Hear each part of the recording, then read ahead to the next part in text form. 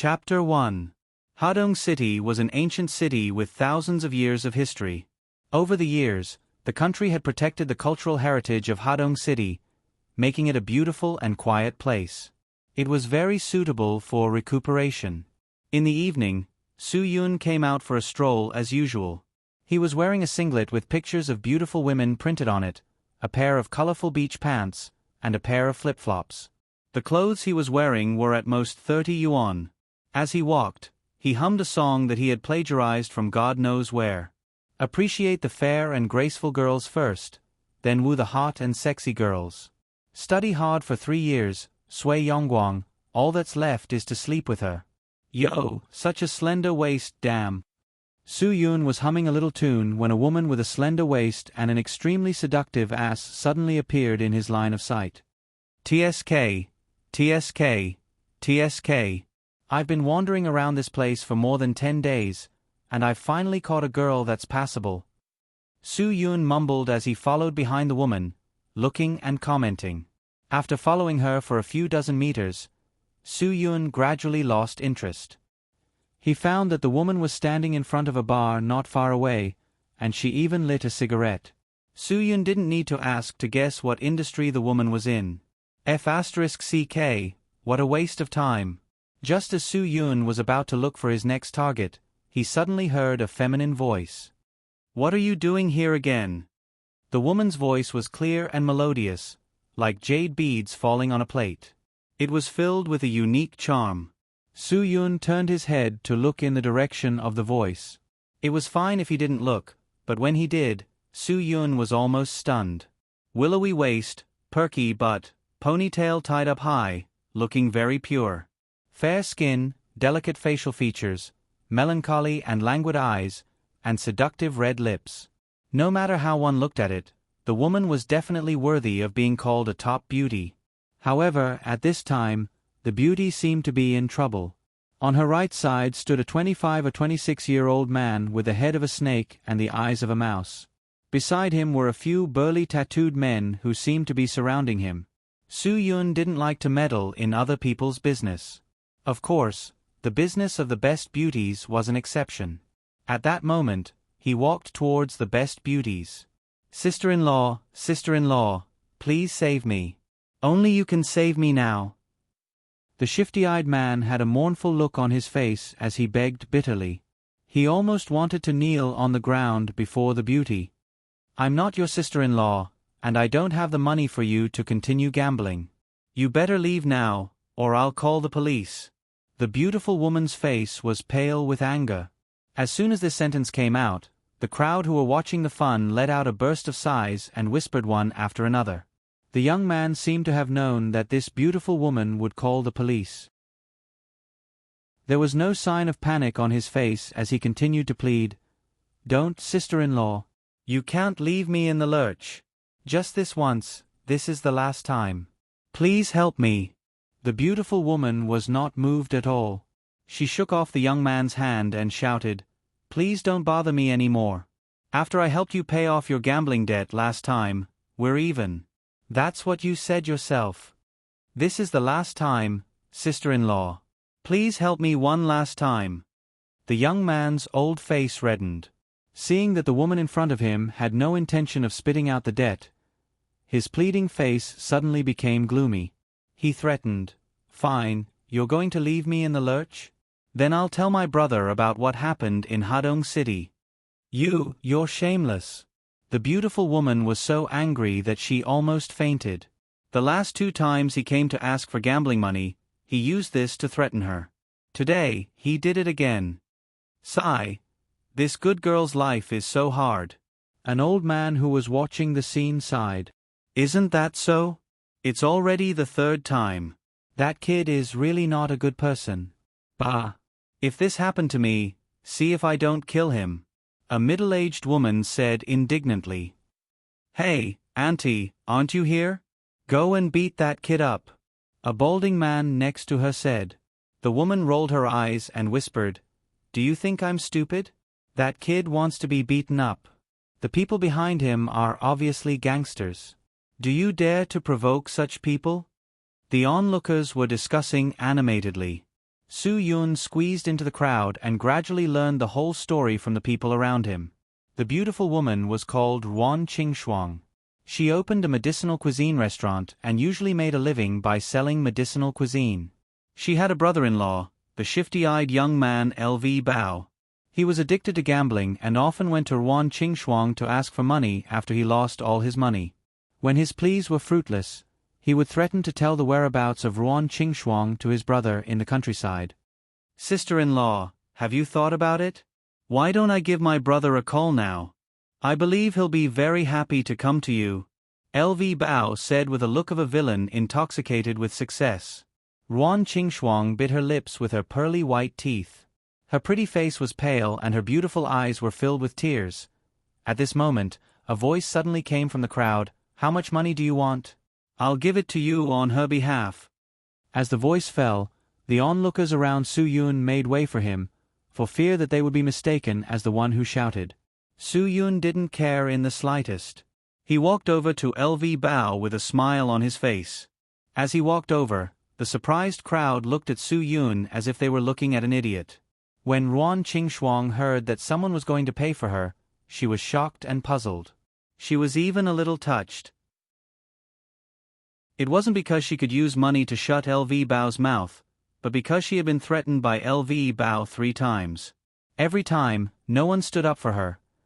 LV Bao had already been driven crazy by the gambling money he owed. At this time, when he heard someone say that he was going to pay for Ruan Qingshuang, he immediately turned his head and looked over. You want to pay for my sister-in-law?" Su Yun snapped his fingers and said, "You didn't hear wrong. Say it, how much do you want?" Not much. 20,000 is enough." 20,000. LV Bao didn't think about how much money Su Yun could have with his outfit. At this time, his mind was only filled with the word money. Only 20,000? Su Yun looked as if he didn't think it was enough. LV Bao's eyes lit up when he saw this. He hurriedly added, I miscalculated. 50,000. 50,000 is enough." 50,000? Less. I don't think it's enough for you. How about I give you 100,000? Su Yun laughed. Really? LV Bao was surprised. With a flattering smile, he ran to Su Yun. As he ran, he said, "My sister-in-law will pay you back for me." "You?" Ruan Qingshuang was so angry that she trembled and couldn't speak. "Pay what back? You don't have to pay me back," Su Yun said with a smile. When LV Bao heard that he didn't have to pay back the money, he suddenly felt that the amount he had just said was too little. He ran to Su Yun with a flattering smile and changed his words. "Brother, you are so King generous. He, you are my brother in the future. Don't try to claim kinship with me. Do you still want it?" Yes. "You can't lend it to him." Ruan Qingshuang shouted at Su Yun with all her strength. Su Yun smiled and cast a reassuring look at Ruan Qingshuang. Then, he rubbed his hands with a smile. "Take it." "Ha!" LV Bao was puzzled. He didn't see Su Yun take out any money. Where was the money? While LV Bao was in a daze, Su Yun swung his hand and slapped LV Bao's face hard. "Pa-dash!" A crisp sound suddenly shook the air. LV Bao didn't even have time to react.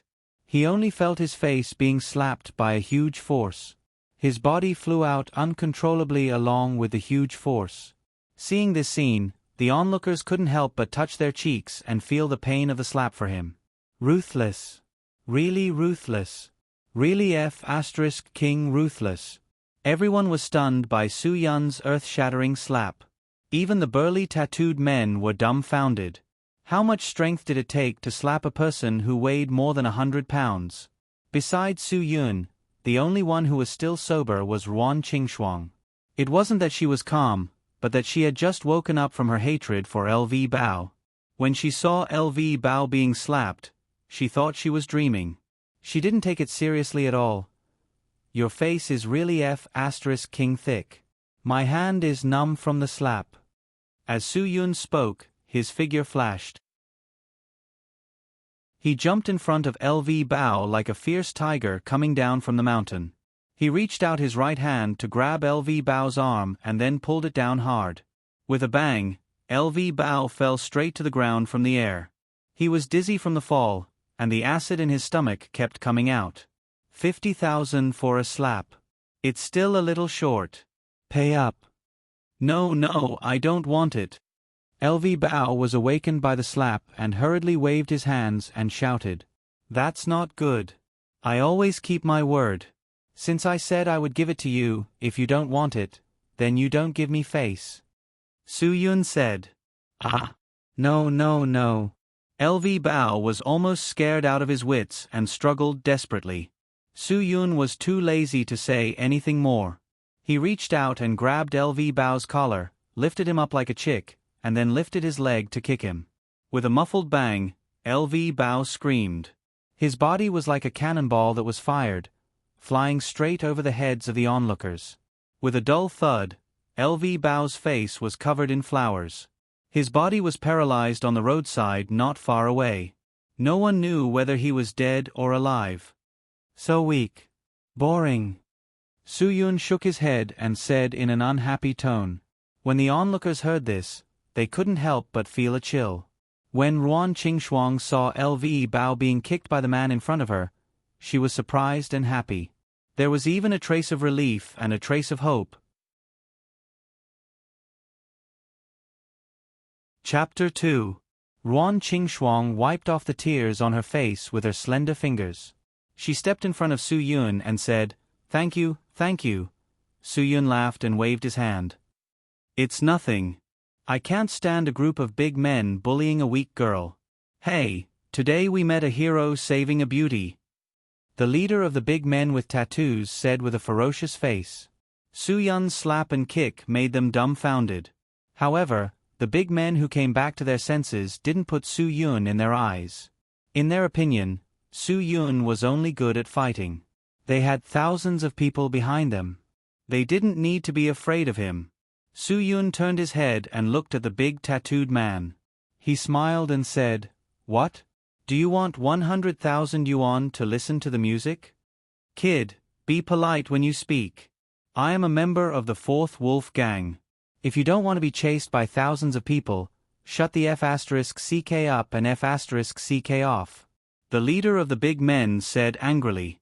When the 3 words of the 4th Wolf Gang came out, the onlookers took a step back. There was a trace of fear on their faces. It was obvious that the 4th Wolf Gang had a bad reputation. "What if I don't go? You want to kill me?" Su Yun said with a frown. "Humph, kid, I know you can fight. However, today I am here to collect the debt. Once the debt is collected, if you want to fight, we can have a fight at any time." Su Yun curled his lips in disdain and said, "You don't look for the creditor, but look for unrelated people. If you look for the wrong person, then you are harassing." "Humph." The leader of the big men snorted coldly. He stared at Ruan Qingxuang fiercely and said, "LV Bao owes the casino money. Are you going to pay it back?" "LV Bao owes you money. You can ask him for it. It has nothing to do with me," Ruan Qingxuang said with a little fear on her face. "It seems like you think that with this brat protecting you, you dare to owe the 4th Wolf Gang a debt? If you don't pay back the money for LV Bao, I will tear down your broken medicinal cuisine store," the leader said fiercely. Ruan Qingxuang did not expect them to be so unreasonable. She was shocked and scared. She was alone in Hadong City. Who could help her? For some reason, Ruan Qingxuang subconsciously looked at Su Yun. Su Yun cast a reassuring look at Ruan Qingxuang, then walked to the front of the leader and said with a smile, "Originally, I wasn't too disgusted with people who made a living by their own ability, but now, hee. I'll give you 2 choices. One is to leave with your tail between your legs after saying those words, and the other is to be like LV Bao and let the 120 come and ask you to leave. You can choose one." "How dare you compare the 4th Wolf Gang with the chicken coop?" The leader's eyes were as big as copper bells, and the anger in his eyes was almost spurting out. The men behind him were also furious. "Don't flatter yourself. How can you be cleaner than the chicken coop?" Su Yun said indifferently. Mother ** brat, you're the one who's looking for death, the leader said as he pulled out a baton from his waist. Then, he waved his hand and pounced on Su Yun. Ah! Be careful! Ruan Qingxuang screamed. She had never seen such a scene. Although she was completely frightened, she did not forget to warn Su Yun. Su Yun did not dodge. He did not move until the baton was a few inches away from his head. He suddenly stretched his right index and middle finger upward, like a poisonous snake attacking a mouse. He was so fast that he almost left a shadow in the air. Bang! Su Yun's fingers collided with the baton, making a crisp sound. The sound was not loud, but everyone around was stunned as if they had been struck by lightning. The baton that was smashing down aggressively was actually blocked by Su Yun casually. With this change, not only were the surrounding people surprised, even the big man holding the stick was stunned. He knew very well how much strength he had used with the stick just now. Even if it was a stick, even if it couldn't smash it, it could still smash a hole, let alone 2 fingers of a person. However, it was actually stopped. Astonishment, shock, and horror. Without waiting for the leader to react, Su Yun clamped the stick and swung it downwards with all his might. The leader only felt that his wrist and arm were suddenly rotated downward by a huge force, and his body was involuntarily flipped over. His back fell hard on the concrete floor, and he was in so much pain that he saw stars and felt dizzy. Su Yun did not stop there. He put the tip of his foot under the leader's waist and then lifted him up. The 200-pound man was lifted 2 meters into the air like a plush toy. He made a perfect parabola in the air, and then followed in LV Bao's footsteps, and his head fell straight on the concrete floor. You want to collect debts with such little skills? Even bank robbers are more skilled than you. F***ck. Su Yun muttered as his figure flashed and rushed into the middle of the hoodlums who were pouncing on him. A straight punch, a kick to the groin, and a slap to the mouth. Overbearing, direct, and simple. In less than half a minute, the remaining 5 or 6 men were all lying on the ground like corpses. They were all like dead dogs, motionless and unwilling to be dragged away. Your face is yours, but your money is the 4th Wolf Gang's.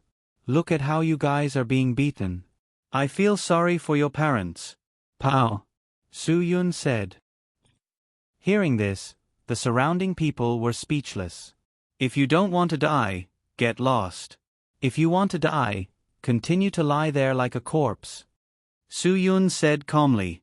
As his voice fell, a roar came into Su Yun's ears. Kid, leave your name if you have the guts. Su Yun turned his head and saw that it was the man who had been beaten like LV Bao. Su Yun, if you want revenge, come find me at any time. But let me remind you, it won't be so easy next time. Okay kid, let's wait and see. 4th Wolf Gang. Ah. Just as the leader of the burly men was talking, Su Yun unhappily leaped to his side. He lifted his leg and kicked him in the stomach, directly kicking the burly man's words back into his stomach, leaving behind a series of drawn-out screams. I already told you my name. Why are you still wasting time here? You're asking for a beating. Seeing how their boss ended up, the gangsters lying on the ground got up with their teeth in pain. Some covered their faces, some hugged their stomachs, and some squeezed their legs together. They supported each other and squeezed into the crowd of onlookers. The people of the 4th Wolf Gang were beaten up. The onlookers knew that the 4th Wolf Gang would soon come for revenge. So, they quietly dispersed. Ruan Qingxuang's beautiful eyes were filled with gratitude as she looked at Su Yun. Her originally pale face regained some color. Thank you, Su Yun. Ruan Qingxuang walked in front of Su Yun and said, It's nothing. Su Yun smiled. Right at this moment, a young child's voice suddenly rang out. Mommy, mommy. As the voice fell, Su Yun's entire body was petrified. Because he saw a 5.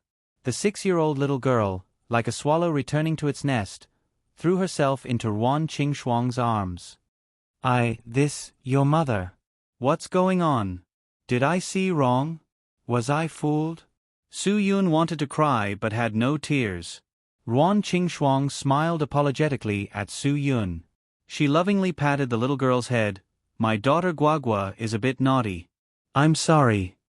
This sentence was like rolling thunder in Su Yun's ears. It almost directly blew away the beautiful girl in Su Yun's heart. Hee. You don't look that old. Your daughter should be 6 years old, right? Ah. Ruan Qingxuang's pretty face couldn't help but blush.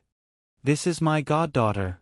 Su Yun was suddenly like a withered tree in spring. His old face was flushed red. He smiled and said, Very good, very good. Mommy, I'm hungry. Guagua said as she bit her chubby pink finger. Ruan Qingxuang apologetically looked at Su Yun. If you don't mind, let's go sit in the shop. I'll make some medicinal cuisine for Guagua. Okay. How could Su Yun refuse? He decisively agreed to Ruan Qingxuang's invitation. The three of them returned to the medicinal cuisine shop. Ruan Qingxuang put Guagua on a chair, then picked up the apron on the table and turned to go into the kitchen. Guagua was like a curious baby. She stared at Su Yun left and right. Su Yun didn't hate children. On the contrary, he liked them a little. Whenever he saw them happily playing, he would feel a sense of envy. He didn't have this kind of treatment when he was young. Every day, he practiced martial arts and even ran with weights. As he thought about it, Su Yun and Guagua started chatting. The two of them chatted happily. Su Yun asked a few questions and found out about Guagua's adoption. It turned out that Ruan Qingxuang went out to buy ingredients a few days ago. When she passed by a recycling station, she saw the dirty little Guagua. Her motherly instinct overflowed. She brought Guagua back to the shop in a daze and raised her as her own daughter. Uncle Superman, you were so cool when you beat up the bad guy just now. Guagua said excitedly. Superman. Su Yun suddenly felt that his underwear was on the wrong side. But Guagua's next sentence made Su Yun feel even more annoyed than wearing his underwear on the wrong side. Uncle Superman, do you like my mother? Guagua asked. Don't deny it. I can see it. Guagua said seriously. Su Yun was speechless. Are the children nowadays so precocious? Guagua blinked her big bright eyes and said with a smile, Uncle Superman, can you be my father? Su Yun heard this and his eyes lit up. In ancient times, there was 1,000 miles to give birth to a wild father. Today, there was 10 miles to be a godfather. As long as he took this little girl, with Ruan Qingxuang's love for her, he wouldn't have to worry about not being able to get her. Okay. Su Yun pretended to think about it. This little demon is really likable. Guagua's big bright eyes rolled a few times. Her chubby little hand stretched out in front of Su Yun's eyes. Give me 100 yuan.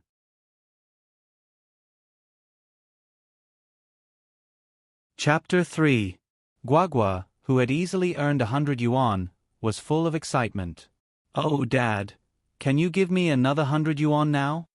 You want more? Su Yun was a little puzzled.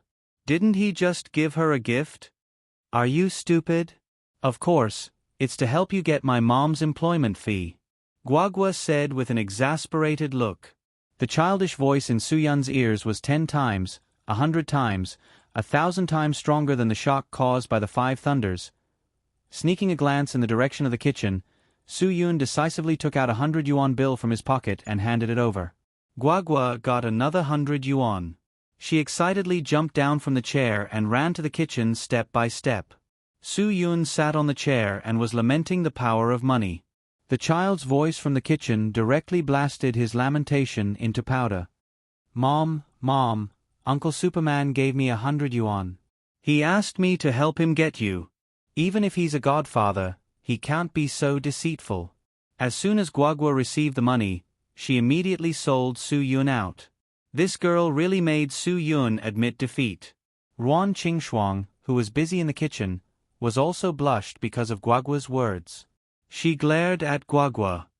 Guagua, what are you doing? Give the money back to Uncle. No, I already recognized Uncle Superman as my godfather.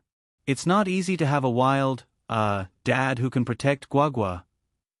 Guagua said with gratitude. Her lively big eyes gradually filled with tears. Ruan Qingxuang felt pity and pain because of Guagua's delicate appearance. Indeed, when Guagua was with her, no one dared to stand up to protect them except for Su Yun. Thinking of this, Ruan Qingxuang's reprimanding face eased a lot. She turned off the fire and walked out with a bowl of medicinal cuisine. Her pretty face still had a trace of redness. She smiled apologetically at Su Yun and said, "Guagua is too naughty. Don't take what she said just now to heart." "I want to take it to heart, but what's the use of it? This girl revealed everything to me." Su Yun was very depressed, but he still said, "It's okay, hee, she's a kid." "Guagua, return the money to uncle." Ruan Qingxuang patiently stroked the little girl.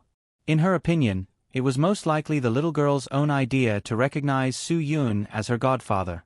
Guagua pouted her pink little mouth and reluctantly put the 100 yuan on the table. She slowly pushed it back to Su Yun. Su Yun didn't have the nerve to take back the money for a child. He narrowed his eyes and smiled like a big bad wolf. "Guagua, keep it for yourself to buy candy, okay?" "No, eating candy is bad for teeth." Guagua sighed and shook her head unwillingly.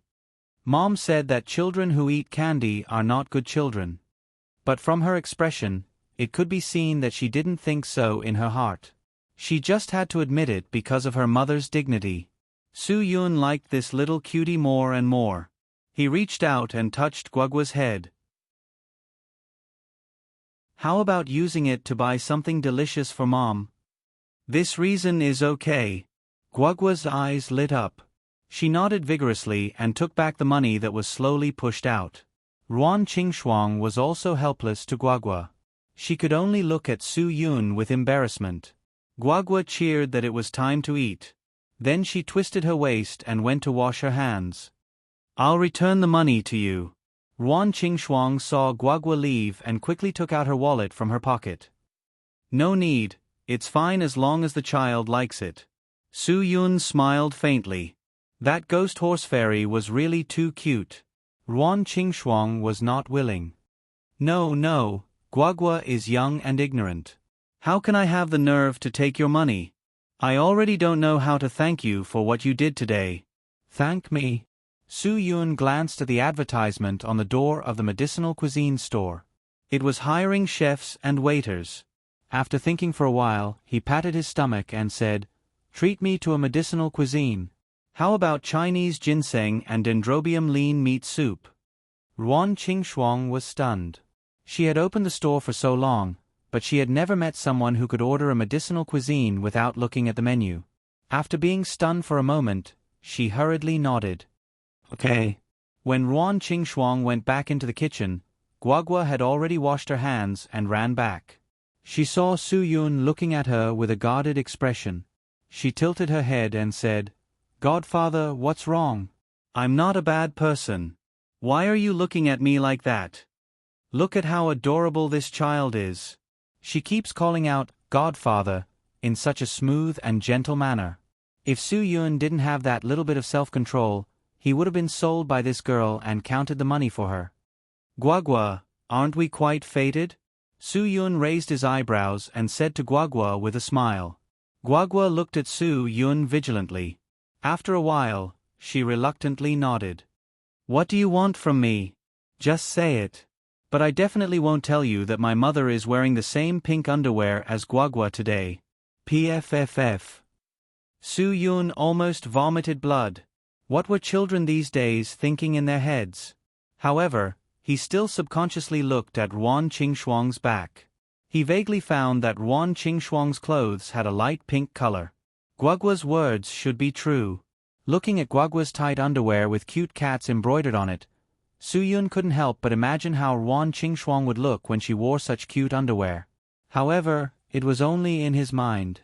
Su Yun quickly collected his thoughts and pointed to the recruitment advertisement on the door. "Guagua, have you found a chef in my shop?" "Not yet." Guagua shook her head unhappily. She picked up the spoon and drank a mouthful of white fungus and snow pear soup. "There's no way. No one is willing to cook for 1,500 yuan. But my mother doesn't have more money to pay people." Su Yun smiled slightly. Then what do you think about Uncle being the chef? You.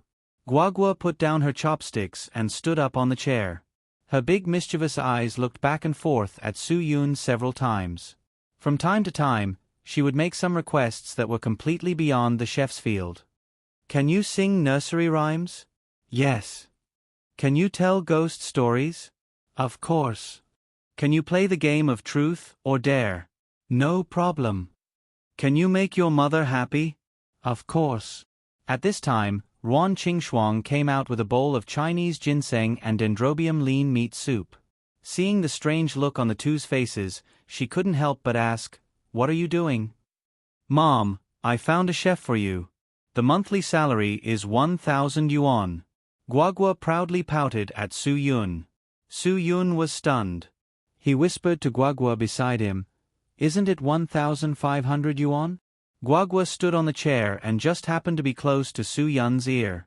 She threatened in a voice that only the two of them could hear, "Do you want to hit on my mother, or do you want that extra 500 yuan? Pow! This move was really a trump card.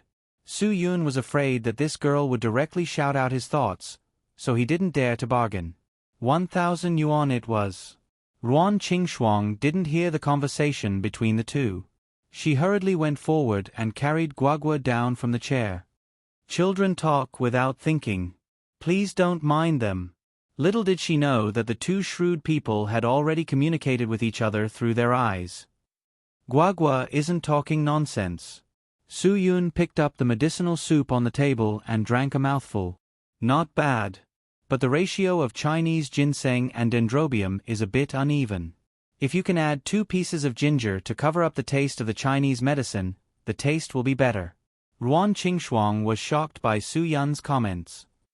You really know about medicinal cuisine? Su Yun nodded.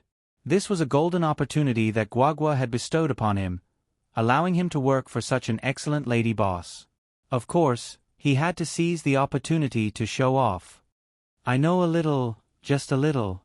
Guagua secretly gave Su Yun a thumbs up. Great. Then, are you really willing to work here? Ruan Qingxuang probed with a tone of disbelief, but in her heart, she hoped that Su Yun would agree. After today's incident, she felt that if there wasn't a man in the shop, once something happened, she and Guagua would have a hard time fending off. Su Yun nodded and pretended to think for a while. If you believe in my skills, I can give it a try. Really? Ruan Qingxuang was overjoyed. She never thought that she would have such good luck. Su Yun nodded. Oh yeah. Guagua also jumped up excitedly. She raised her innocent little face and blinked her left eye at Su Yun. 1,000 yuan a month. This is what we agreed on. This little money grubber was really good at helping her mother save money. Ruan Qingxuang touched Guagua's head lovingly and said to Su Yun, I'm really tight on money these days. If you don't mind, I'll immediately double your salary when the business is better next month. Is that okay? Before Su Yun could speak, Guagua had already made the decision for Su Yun. No need, no need. Dad is working here to get the advantage. I don't care about the salary. Dad. Ruan Qingxuang was stunned. Su Yun's face also turned red from being yelled at. This little lass had really sold him out completely. Let's eat. Guagua ignored the 2 embarrassed adults in front of her and sat down to enjoy the delicious food made by her mother in front of her. She even said in a teasing tone, Chef Shinka, aren't you going to show off your skills? I don't keep idle people. This little girl really had some boss's manner. Su Yun was speechless. Then I'll show you my skills. In fact, Ruan Qingxuang also wanted to know about Su Yun's cooking skills. She hoped that Su Yun really knew a little. Otherwise, her ancestral medicinal cuisine brand would be ruined. However, she was embarrassed to say it because of her face. Now that Guagua had spoken, she didn't stop Su Yun and let him put on the patterned skirt and dive into the kitchen.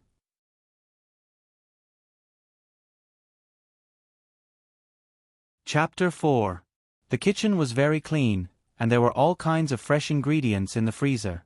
Su Yun thought for a moment and took out an eel, a stalk of celery, and 2 green peppers. Ginger and garlic were definitely indispensable. Ruan Qingxuang had already curiously followed Su Yun into the kitchen. She watched as Su Yun skillfully washed the eel and cut it into pieces. Then, he cut the green peppers, celery, ginger, and garlic into pieces. He heated up the wok and fried the ginger and garlic until the eel pieces were fragrant. When the color of the fish changed, he immediately added in the green peppers and celery and stir-fried them for a minute. Then, he added in the soy sauce and fermented beans and stir-fried them. As soon as the dish came out of the oven, Su Yun quickly took an egg and beat it in a bowl. Then, he used scalding hot water to quickly make the egg flour. Then, he added a spoonful of honey to complete a simple but very appetizing honey egg tea. Come, Guagua, Sister Shuang, try my cooking. Su Yun quickly carried a dish and a soup in front of Guagua. Eat it while it's hot. It won't taste good when it's cold. It was the first time Ruan Qingxuang had heard a strange man call her that. However, she only blushed slightly. She didn't feel any disgust, as if she agreed that Su Yun could call her that. Guagua picked up a piece of eel and ate it with relish. She nodded as she ate. Not bad. Keep it up. Ruan Qingxuang also picked up a piece with her chopsticks and put it in her mouth. After tasting it, she drank a spoonful of the simple honey egg tea. She could only sigh that Su Yun was much better than she had imagined. The eel with celery, soy sauce, and chili was fresh and not greasy. The honey egg tea didn't have any fishy smell at all. He was simply at the level of a professional chef. How is it? Is the salary of $1,000 worth it? Su Yun asked with a confident smile. He wasn't bragging. With the standard of his medicinal cuisine, an 8-star hotel in Dubai would be willing to pay him $10 million a year to be the head chef. Guagua nodded repeatedly. Finally, she said, if it was 800, it would be even more worth it. Damn. This girl is really hard to please. Su Yun, Ruan Qingxuang, and Guagua obviously got along very well. The 3 of them chatted as they ate. It was really a bit like the 3 auspicious treasures together. Guagua even pestered Su Yun to teach her a few moves to deal with the bad guys just now. Su Yun casually taught her a few military boxing moves, and Guagua also learned them quite well. She was very cute. Qingxuang then chatted with Su Yun about the promotion and publicity. Unfortunately, she was short of money and did not have the funds to do publicity. However, Su Yun knew very well that it was almost impossible to advertise without spending money these days. Hearing this, Guagua felt sleepy and wanted to go upstairs to sleep. Su Yun saw this and got up to say goodbye. It's late. You should rest early. I'll go back first. Dad, aren't you going to stay and sleep with Guagua? Guagua asked sleepily. Guagua, can't Mom sleep with you? Ruan Qingxuang stared at the mischievous Guagua and said, the bed is so big. It's safer to sleep with more people. What if I fall off? Ruan Qingxuang and Su Yun were petrified. Fortunately, Guagua didn't insist on this topic. She turned around and went upstairs. Ruan Qingxuang looked embarrassed. She wanted to say something but hesitated. Guagua, I appreciate your kindness. I'd better go home and sleep. Su Yun could only laugh awkwardly. Ruan Qingxuang saw Su Yun off with a red face and closed the door. Su Yun didn't go back directly after leaving the medicinal cuisine restaurant. Instead, he turned around and went to the most famous barbecue street in Wenhui district of Hadong City. This place was the busiest place in Wenhui district at night. It was like a sea of people in full swing. There were a lot of hooligans who came here to drink beer and eat skewers at night. 8 to 9 little ruffians, who had eaten and drunk to their heart's content, were humming a song of Mela Mela Mela Drunk Mela Drunk Mela Drunk Mela Drunk Mela Drunk Mela. Chong, Su Yun shouted. F***ck. One of the hooligans was so scared that his hands trembled. He almost couldn't hold back his pee. His face suddenly became angry and he turned around to look. When he saw Su Yun standing not far away and looking at him with a smile, The hooligan quivered. It's Brother Yun. You scared me. The hooligans led by Chong had troubled Su Yun when he first came to Hadong City. However, they were easily tamed by Su Yun. Now, they were like mice that saw a cat when they saw Su Yun. I need your help. Su Yun didn't plan to be polite with him. In his eyes, Chong and the others weren't bad people. Chong was slightly startled. He quickly looked at Su Yun's appearance and then said with an embarrassed face, Brother Yun, today you beat up the people of the 4th Wolf Gang near Iha Square, right? There weren't many people in Wenhui District who dared to touch the hooligans of the 4th Wolf Gang. Therefore, today's incident had spread. The hero in slippers, singlet and flowery pants was famous in the underworld. When Chong saw Su Yun's appearance, he instantly understood. Oh, the news spread quite quickly. Su Yun admitted it quite easily, but the expressions on the faces of Chongzi and the others were much uglier. Chong's face couldn't even smile. Su Yun just said that he needed his help. Now that the 4th Wolf Gang was involved, he didn't know what to do.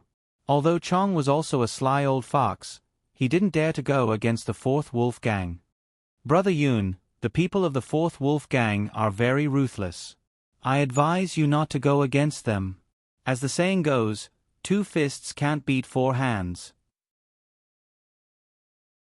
After all, the 4th Wolf Gang has more than 1,000 people. I didn't mean to ask you to help me fight. I just want you to help me with a small matter. Su Yun understood Chong's worries. Brother Yun, as long as this matter has nothing to do with the 4th Wolf Gang, I will do anything for you. Chong gave a military order. Su Yun shook his head. Let's go. Follow me to a place. A group of people came to Iha Square. Su Yun pointed to the medicinal cuisine restaurant across the road. Help me find someone to print 10,000 copies of this restaurant's colored leaflets. Then, send them to the nearby residential areas, office buildings, and schools. Okay. Chong nodded and agreed. However, he was a little distressed at the cost of 10,000 copies of the leaflets. Su Yun took out a few thousand yuan and gave it to Chong. Take the rest as the errand fee. Treat your brothers to some food and drinks. Don't lose out. Chong didn't dare to take Su Yun's money. He politely pushed it back. No, no, no. Brother Yun, talking about money will hurt our relationship. That's a different matter. Su Yun still forced the money to Chong. Chong was also willing to submit to Su Yun. He patted his chest and promised. Brother Yun, leave this matter to me. Don't worry. I will cover all the office buildings and residential areas in the Wenhui district. I promise to complete the task. Once the matter is done, I will treat you to a meal. Su Yun patted Chong's shoulder and smiled. After Chong and his group left, Su Yun also planned to leave. However, when he turned around, he suddenly felt a shadow flashing in the opposite alley. Then, the shadow leaped onto the second-floor window of the medicinal cuisine restaurant like a ghost. He quietly opened the second-floor balcony window and entered. Su Yun frowned. The shadow was extremely fast. Moreover, when he jumped onto the second floor, his footwork was extremely light. It was definitely not something an ordinary person could do. An expert. Su Yun made an evaluation of the shadow's skills.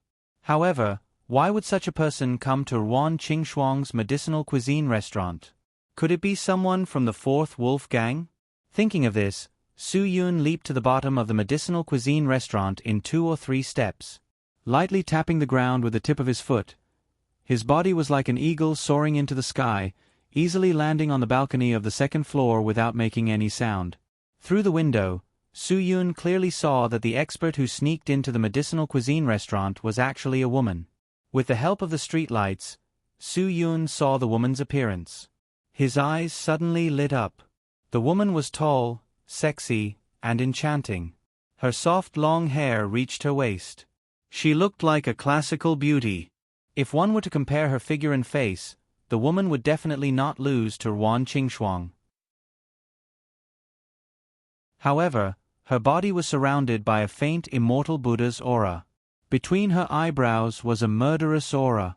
Her sharp eyes were like a knife. Her beautiful face was as cold as frost. No matter what point it was, it made people feel that she was not to be blasphemed. She was a bit like a feline. She looked docile and gentle, but no one knew when she would explode and reveal her sharp claws. Damn, why would such a dangerous person come here? Su Yun was a little puzzled. However, he hid behind the balcony and did not say a word. He quietly watched the woman's every move. The cold beauty was like a ghost. Her feet moved with exquisite footwork. She walked in the corridor as if she was flying. Every time she passed by a room, she would use her slender white fingers to open the door. She glanced at the door and then continued to the next room as if she was looking for something. She's looking for someone? Su Yun slightly narrowed his eyes. His thick eyebrows were tightly knitted. His eyes were piercingly cold and fearless, giving people the feeling that they would stop in their tracks. If Su Yun's brothers were by his side, they would definitely know that this was a sign that Su Yun was preparing to attack at any time. The cold beauty quickly found the room where Ruan Qingxuang and Guagua were staying. She opened the door and took a look. However, her face revealed an expression of relief. Su Yun was a little confused about what this cold beauty was trying to do. The beauty looked outside the door a few times. Then, she slowly closed the door and turned to the balcony. Seeing this, Su Yun's body suddenly flashed back. Then, he used the tip of his foot to push off the balcony's floor. With a flip, he jumped down from the second floor and hid in the shadows of the wall. Soon, the cold beauty also jumped down the stairs. However, the moment she landed on the ground, she suddenly turned around and looked at the place where Su Yun was hiding. Her sharp phoenix eyes flashed with killing intent. Come out. As the cold beauty spoke, a soft sword appeared in her hand. The blade was like autumn frost, shining with a cold light. The body of the sword was like autumn water, giving off an aura that was like an immortal or a demon. Damn, your father's hiding skills are not bad. How did this woman find out? Su Yun cursed in his heart, but he still walked out openly. Hee, you're here to find Guagua, right?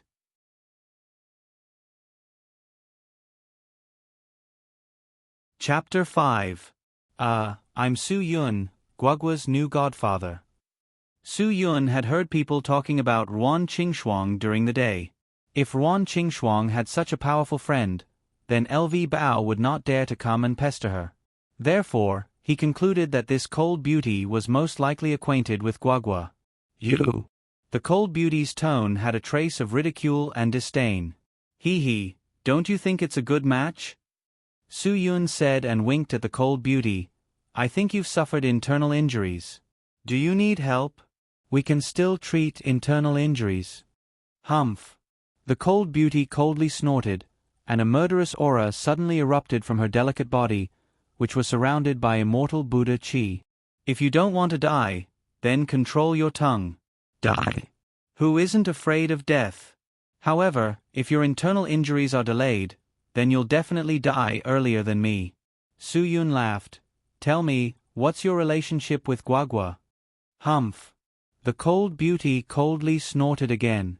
She turned around and used her exquisite footwork. Her figure flew away like an arrow. Want to run? Su Yun chased after her. The two figures, one in front and one behind, were like two cold lights in the night. In a flash, they left the medicinal cuisine restaurant. A foppish young man dressed fashionably walked out of a bar not far away. In his arms was a drunk woman in a miniskirt. Just as he was thinking about which hotel to get a room in, he felt a gust of cold wind brushing past his ear. Two black figures flashed past his eyes and disappeared without a trace. The young man was shocked and opened his mouth wide. He rubbed his eyes with both hands and looked around again. However, he did not see anyone. He could not help but feel puzzled. Today, in order to deal with this girl, he did not drink much. The fashionable young man's mind went blank. He could not help but feel his legs go soft. He squatted on the ground and exclaimed, "Oh my God! I've seen a ghost!" In the blink of an eye, the two of them had already run 1,000 meters away. Suddenly, the cool and elegant beauty withdrew her aura. Her toes touched the ground, and her body was as soft as water. She instantly stopped in her tracks. Su Yun wasn't careless either. He exerted pressure on his dantian and stomped his foot on the ground. He remained calm and composed as he stood in front of this cold beauty. "Who are you?" The cold and elegant beauty's face was still as cold as ice, but there was a hint of surprise in her tone. "Hee, I'm just a pitiful worm who was betrayed." Su Yun's face flashed with a touch of bitterness when he talked about himself, but it disappeared in a flash. "Let's talk about you. What's your relationship with Guagua? Don't even think about running. You can't outrun me." "Betray?" The cold and elegant beauty frowned slightly. Her gaze was sharp as she stared at Su Yun. After a while, she slowly opened her mouth and said, "Guagua, take care of her for me. When my injuries are healed, I'll take her away. I'm Guagua's godfather. Taking care of her is a must. But if you say you'll take her away, it's not appropriate, right?" Su Yun said with a smile, "I don't even know who you are." "Do you really want to know who I am?" The cold and elegant beauty's arrogance came from her bones. "Nonsense, if I don't want to know, why would I be so bored as to play a marathon with you?" Su Yun cursed in his heart, but his mouth said, "Of course." Cho Yun.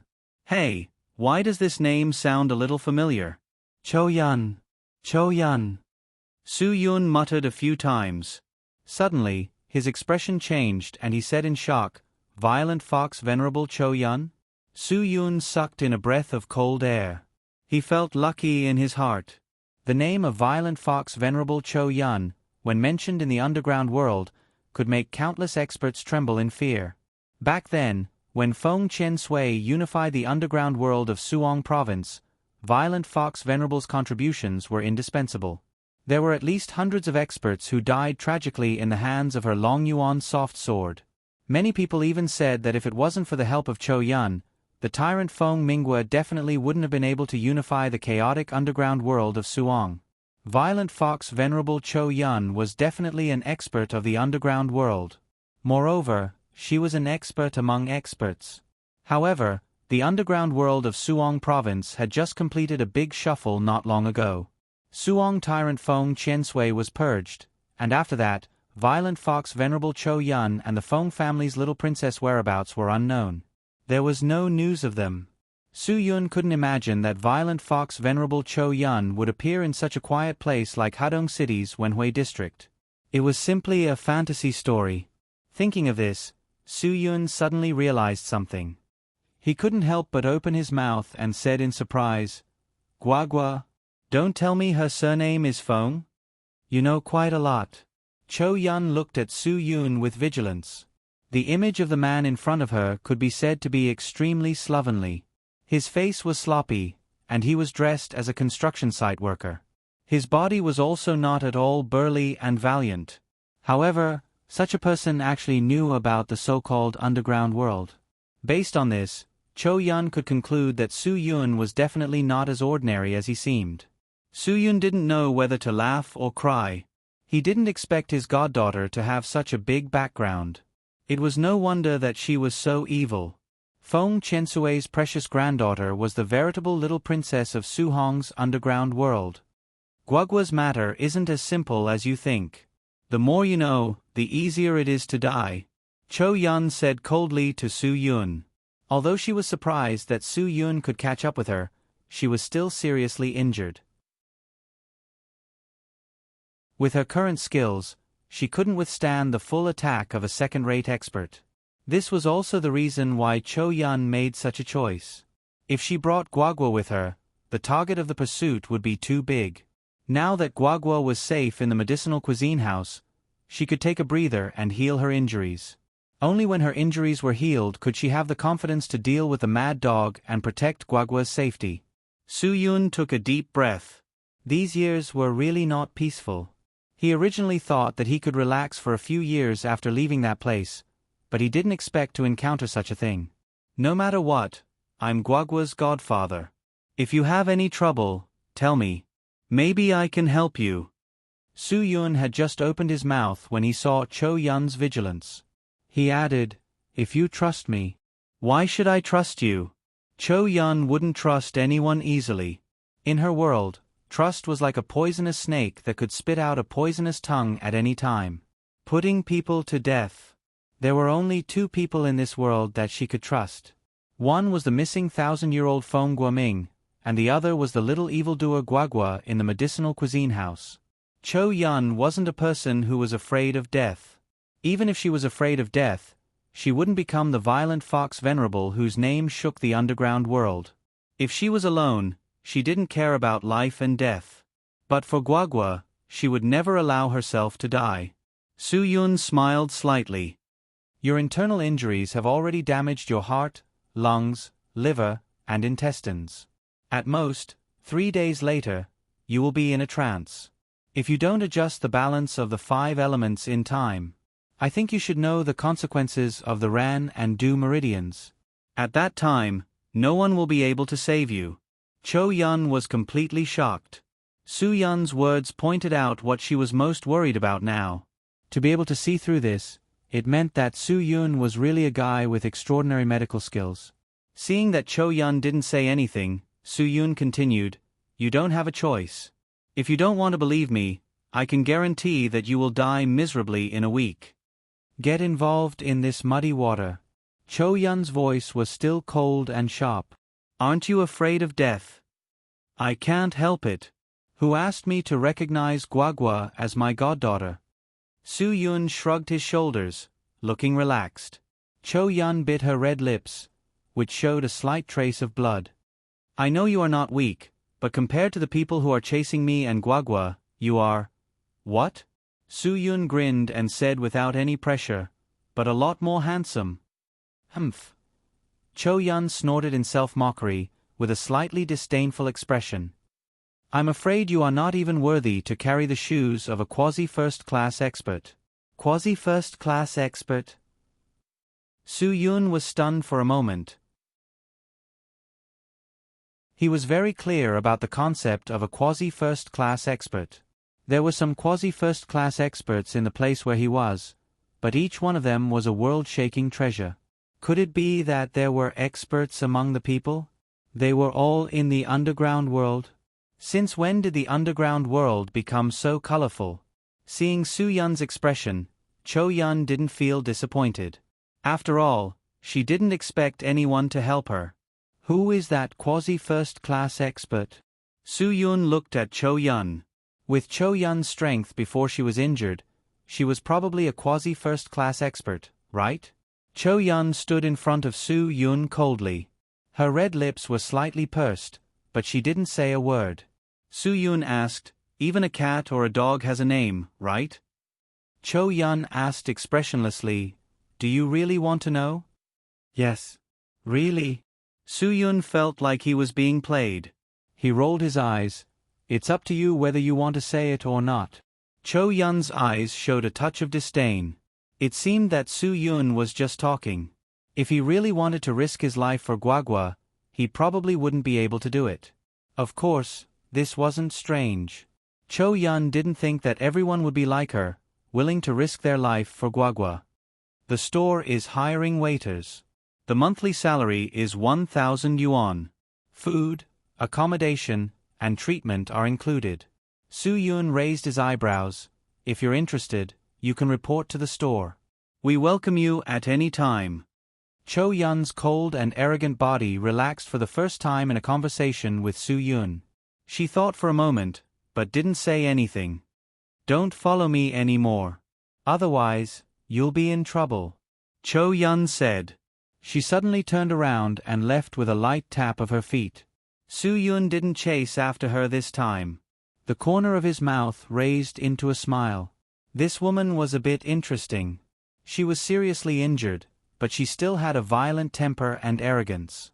No wonder she had the word "venerable" behind her name. She really had the strength to make people respect her. When Su Yun returned to his residence, it was already past dawn. After taking a quick shower, he returned to the bed and sat cross-legged. He spread his hands on his knees and inhaled and exhaled according to the internal strength cultivation method he had been practicing. The rhythm was neither slow nor slow.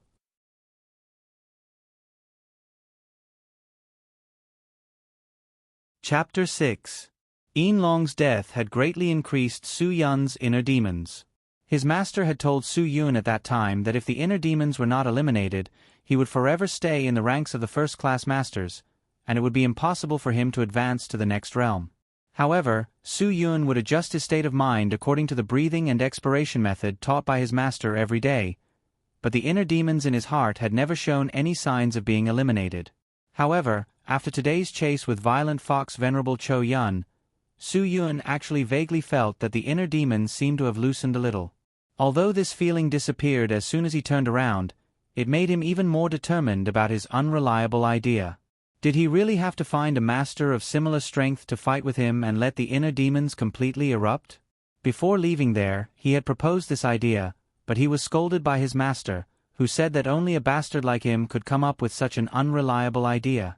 However, as the days passed, Su Yun continued to breathe in and out every day, but he was still unable to feel his inner demons being quenched. Thus, he began to feel a little impatient, and the unreliable idea he had previously popped up in a timely manner. Su Yun sighed. He really did not expect that the reshuffle in Hua Xia's underground world would be so vast that even Feng Minghua, a giant at the level of Mount Tai and Big Dipper, could not escape. It seemed that the mastermind of this underground conspiracy was definitely an unfathomable old fox. Su Yun really did not expect that Guagua was actually Feng Qiansui's only precious granddaughter. The daughter of the Feng family was definitely a little witch whose name shook the underground world of Suong. Who would dare to believe that Su Yun would actually acknowledge such a precious daughter with such a high social status? Forget it, don't think about it. Su Yun shook his head. He still had to get up early to go to work tomorrow. If he was late, Guagua might deduct half a month's salary. Su Yun woke up early and went directly to the medicinal cuisine house. Ruan Qingshuang was mopping the floor, and Guagua was also holding a rag and tiptoeing to wipe the table. "Dad, what time do you think it is?" Guagua pointed at the genuine Disney Mickey electronic watch on her wrist in all seriousness. "Only the early bird gets the worm. F***CK. This girl." Su Yun picked up Guagua and placed her on the front desk. He scratched her itchy flesh directly. "The early worm gets eaten by the bird." Ha ha ha. Guagua laughed heartily. Ruan Qingshuang really couldn't do anything about Guagua, so she could only helplessly say, "Guagua, stop messing around. Don't disturb Uncle Su Yun from preparing ingredients in the kitchen. You can't make trouble." When Su Yun heard that Ruan Qingshuang also acquiesced to his name, he was in a good mood. "Well, Guagua, go help Mom wipe the table. Godfather will go to work." "Yes, you should be more observant.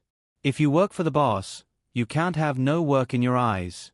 Guagua put her little hands behind her back and said in a low voice with the dignity of a little boss, "If you want to court Mom, you should be more diligent." "Guagua." Ruan Qingshuang blushed and glared at her. Su Yun could only laugh dryly at this. Hee. When it was lunchtime, the medicinal cuisine restaurant had a lot of customers unexpectedly. The scene was really like a red flag fluttering in the wind. There was a sea of people, and the customers who came to eat were 3 layers inside and 3 layers outside. Guagua was excited and stood directly on the chair at the front desk. She held a computer and shook her chubby little hands like a lucky cat. "Grandpas, grandpas, grandmas, uncles, and aunties, please take your order number. Here is the bill." With such a cute little accountant holding the line, the people who came to the medicinal cuisine restaurant couldn't help but add an extra dish. A few beautiful women couldn't help but reach out and pinch Guagua's pink little face. "In order to make money, I can only sell my beautiful face." Although Guagua wasn't very happy in her heart, she didn't say anything. She welcomed them with a smile, like a flower. Ruan Qingshuang felt that everything in front of her was like a dream. The medicinal cuisine restaurant had been operating for a long time. Although it wasn't to the extent of closing down at a loss, it was barely enough to make a living. After Su Yun's skillful mixing, Ruan Qingshuang's ancestral secret recipe, which was originally famous for its healthcare, was more easily accepted by people. It eliminated the smell of Chinese medicine, and even children liked it. Guagua was deeply touched by this point. especially the Chinese ginseng and dendrobium lean meat soup made by Su Yun, which completely covered the special smell of dendrobium.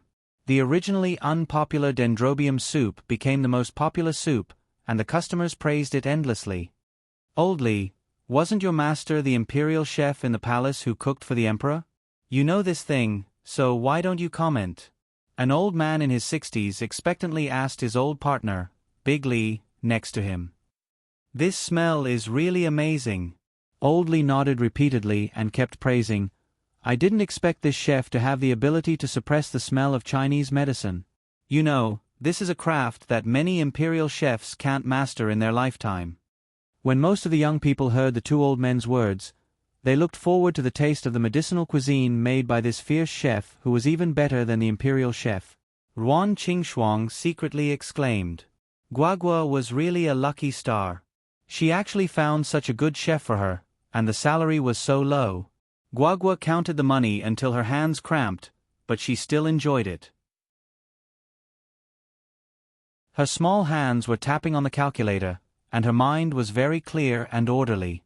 She didn't make a single mistake in the accounts. The medicinal cuisine restaurant's business was booming, and it was surrounded by people. Soon, it was heard by LV Bao, who was nestled in the internet cafe on the street. How could LV Bao sit still? He directly slipped into the medicinal cuisine restaurant. He didn't expect the business to be so good that it really made people speechless. When Guagua stuffed the scattered banknotes into the drawer, LV Bao, who had sharp eyes, instantly found it. He squatted down and quietly got into the front desk. Guagua, who felt the danger, instantly turned her head and saw LV Bao's still swollen face with a smirk, looking at her disapprovingly. LV Bao didn't take Guagua seriously. Little beauty, someone is looking for you outside. Go out and play for a while. Let uncle take care of this. Humph, are you trying to fool a 3-year-old child?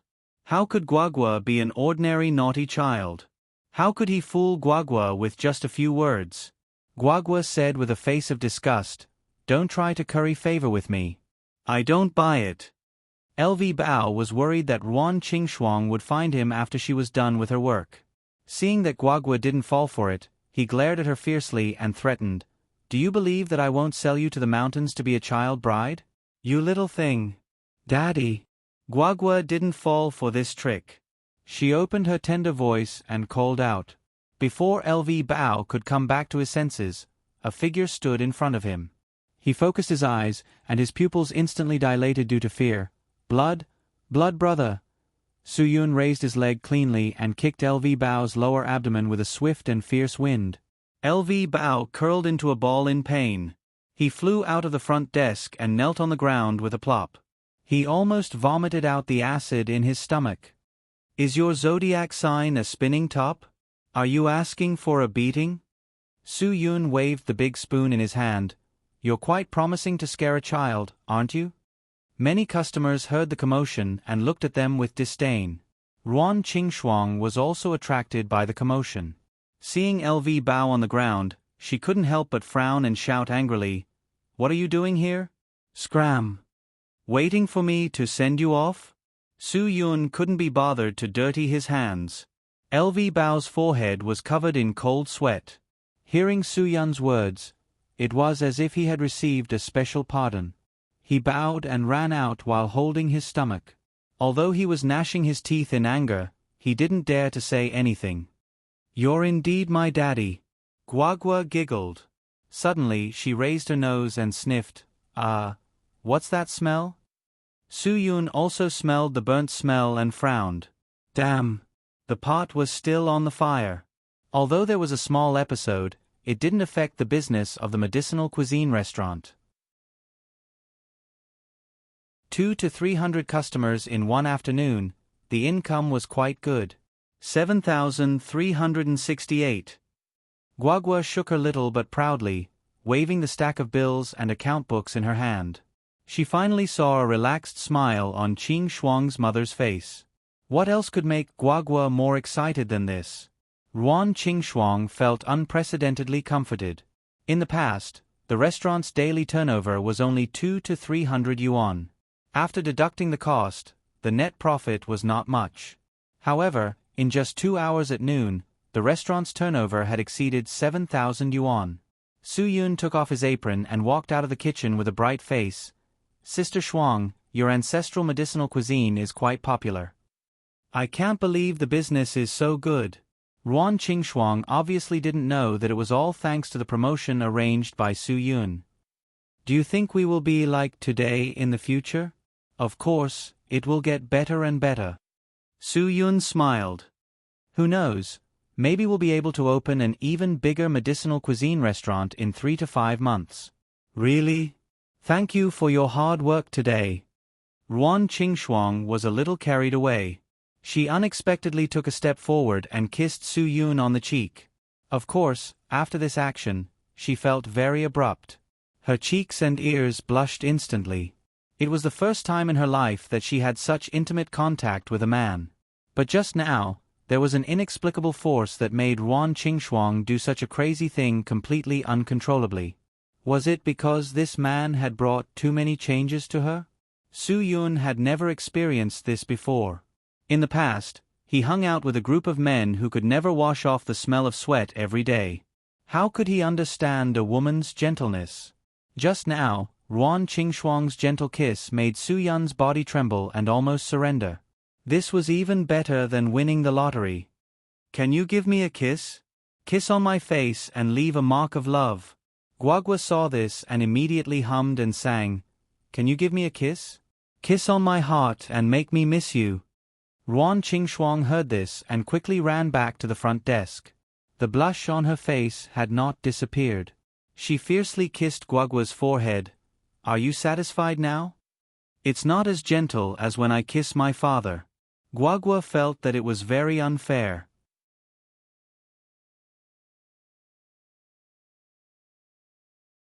Chapter 7. Don't tell me you're going to spank me? Guagua felt a chill. She quickly got up and left Ruan Qingxuang's side. She ran step by step to the front of Su Yun, who still hadn't reacted. Dad, Mom has already confessed, why don't you do something? What should I do? Su Yun was stunned by Guagua's question. Guagua sighed, rotten wood really can't be carved. Guagua, don't talk nonsense again. Do you not want the Mickey Mouse hairpin anymore? Ruan Qingxuang stared at Guagua. If you talk nonsense again, let's see who will coax you to sleep at night. Guagua stuck out her little tongue. Although she didn't care about a Mickey Mouse hairpin, she was still afraid of sleeping alone at night. She raised her tearful little face and looked at Su Yun. Dad, Guagua has been having nightmares recently. What should I do if Mom doesn't coax me? Su Yun's desire to protect her rose without any reason. Don't be afraid. Guagua, you still have me. In the future, when Godfather coaxes you to sleep, we won't be afraid of nightmares. But I'm still a little girl. How can I be alone in a room with a boy and a girl, dry wood and blazing fire? What if something happens? Guagua wiped away the tears that had just brewed and said seriously, F***ck. What was this girl thinking? Su Yun really wanted to find a vermicelli and strangle himself to death. Ruan Qingxuang was afraid that Guagua would say more shocking things, so she quickly changed the topic. Su Yun, I want to hire a waiter for the restaurant and an assistant for the side dishes. What do you think? That's a good idea. Just find me an assistant for the side dishes. Su Yun was smart enough to ignore Guagua. He only needed an assistant because he knew that there would be a waiter coming to him. Ruan Qingxuang did as she said, then let's take advantage of the fact that there's no one around and go to the talent market to take a look. I'm going too. Guagua immediately changed the topic. Let's make it clear first. The salary can't be higher than 1,000 yuan. It's best if you're a part-time student. It's better if you don't play tricks. Ruan Qingxuang and Su Yun looked at each other. They really had to bring this young master. With such a shrewd Guagua following them to the talent market, they would definitely not lose out. However, just as the three of them were about to go out, 5 Jinbei vans whizzed in and surrounded the medicinal cuisine restaurant. The doors of the 5 vans opened at the same time. More than 30 people came out of the vans and pushed the doors open. Among the 30 people, there was a bald fatty who was the most eye-catching. He shrugged his shoulders like an eagle and had fierce eyes like a jackal. Su Yun knew that they didn't come with good intentions. He stepped forward and blocked RuanQingshuang and Guagua behind him. He asked, "You're still eating at this time? Let's eat." The bald fatty with sharp shoulders ordered, and more than 30 people sat down one after another. "What the F***ck is this chair so hard? Are you trying to choke me to death? F***ck, don't you have any water? Pour the tea. Damn it. Get your ass over here and wipe this table first." After the group of people of different heights and sizes sat down, all of them were knocking on the table and smashing chairs and cursing. His entire body exuded the aura of a gangster. RuanQingshuang had never seen such a scene. She suddenly felt uneasy. Guagua also quietly moved and hid behind Su Yun. Her small hand grabbed Su Yun's lapel. In terms of fighting, Su Yun could be considered an ancestor level, so he could tell at a glance that these guys were definitely not little hooligans like Changzi. With the bald fatty as the leader, it was obvious that they were all ruthless people. They must have used knives and done ruthless things. "You're from the mongrel gang, right? Let's talk outside. Don't scare the kids."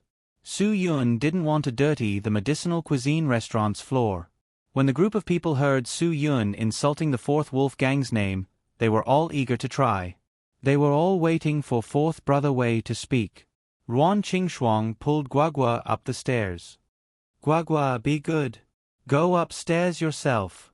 When the bald fatty heard this, his eyes suddenly lit up. "Kid, you've got guts, haven't you? I'm here to collect money, so I'm here to move around. You dare to touch the people of the Fourth Wolf Gang? Humph, I'll teach you how to behave for free today." As he spoke, the bald fatty's vicious eyes glanced at RuanQingshuang. He coldly snorted. "Humph, let me, Fourth Brother Wei, have a taste of this little B***tch. She can make a man risk his life. Hee, I'll let you have a good taste of Fourth Brother Wei's golden gun does not fall ability. Just treat it as the interest of owing money." Any evil boss in the city's underworld would habitually spout a bunch of obscenities before making a move. This was called spitting out ruthless words. There were many more obscenities than this. But before he could say the word rest, Su Yun rushed forward like an arrow. He was like the god of eagles, Falcon, that swooped down from the sky. His blue veins popped out as his fist smashed into the bald fatty's mouth. Half of his teeth were smashed out by this earth-shattering punch. Blood flowed out of his mouth. His body, which weighed 200 kilograms, flew backward and crushed the chair under him. Fourth Brother Wei felt as if his entire face was being torn apart. An unprecedented fear rose from the bottom of his heart like a hurricane. The surrounding lackeys were naturally enraged. They weren't the kind of people who would go limp after being captured. They suddenly stood up and surrounded this daring bastard who dared to touch Fourth Brother Wei. Su Yun quickly turned around and kicked one of them in the groin. Then, he picked up a glass ashtray that was as thick as a thumb and smashed it into the second person's face. The ashtray broke in half, and the person's face was also badly mutilated. Someone hidden in the crowd suddenly picked up a chair. But just as he raised the chair over his head, he fell to one knee with an "ah." How could Su Yun not have heard the sound of the concealed weapon that was shot in with a sharp gust of wind? After he knocked down a person with a lightning-fast chop, he found that the hidden weapon was actually just an ordinary tree branch. He couldn't help but be surprised. Then, he saw a figure looming behind the parasol tree outside the restaurant. His hidden weapon skills are not bad. It seems that the famous violent fox Venerable isn't just the flexible sword Long Yuan that's intimidating. Su Yun thought to himself. However, he didn't have any intention of stopping. He raised his leg and knocked down another person. More than half of the Four Wolves Gang's fierce men were taken care of by the two masters, one inside and one outside, one in the light and one in the dark. At this moment, a blue and white police motorcycle screeched to a stop in front of the medicinal cuisine restaurant. "Don't move!" A delicate voice exploded in the crowd of screaming people in the restaurant. A police officer stood valiantly at the entrance of the medicinal cuisine restaurant. Su Yun glanced at her from the corner of his eyes. He couldn't help but be shocked. Holy *T, she's so big. The police officer's face still had the childishness of a police officer. Her eyebrows were like crescent moons, her teeth were white, and her eyes were bright. Her graceful body was exquisite. The shorts she wore under her slender waist couldn't cover her smooth and creamy long legs. The 2 crescent moons on her chest were even more so. Su Yun instantly thought of the first 2 words of the Nobel Prize winner teacher Mo's book. "Stop. I'm a police officer." The police officer shouted righteously. Her hands were already reaching for the gun at her waist. After all, she was a hua xia. Even the department that had the right to carry guns rarely took out their guns and opened fire. There were people in the Four Wolves gang who wanted to take advantage of the sudden appearance of the police to take advantage of Su Yun. However, Su Yun didn't have any intention of stopping. His left fist changed into a palm and stabbed towards the throat of the person in front of him. His right leg suddenly straightened and kicked the person's lower abdomen. His movements were clean and nimble. Another person was down. "Everyone stop. Put your hands on your head and squat down." The police officer suddenly took out her gun. Her expression showed that she was very dissatisfied with this group of people who didn't take her seriously. Su Yun was ready to choke the person in front of him, but the Four Wolves gang gangster in front of him suddenly squatted on the ground with his hands on his head. He turned his head left and right and was surprised to find that he was the only one who was still standing. The others were all squatting. Even the best martial arts would be afraid of a kitchen knife, let alone a gun. The figure behind the parasol tree outside the shop also disappeared. Su Yun smiled in his heart. It seemed that he didn't need to hire this waiter. "Why are you still in a daze? Squat down. Just now you were the only one who was active in the fight. Now you're playing dumb?" The police officer pointed her gun at Su Yun. "Hey, I'm talking to you. F***CK. I'm a good person, okay? Why don't you use your brain? You're really a big-breasted, brainless person." Of course, these words were just in Su Yun's mind. He smiled.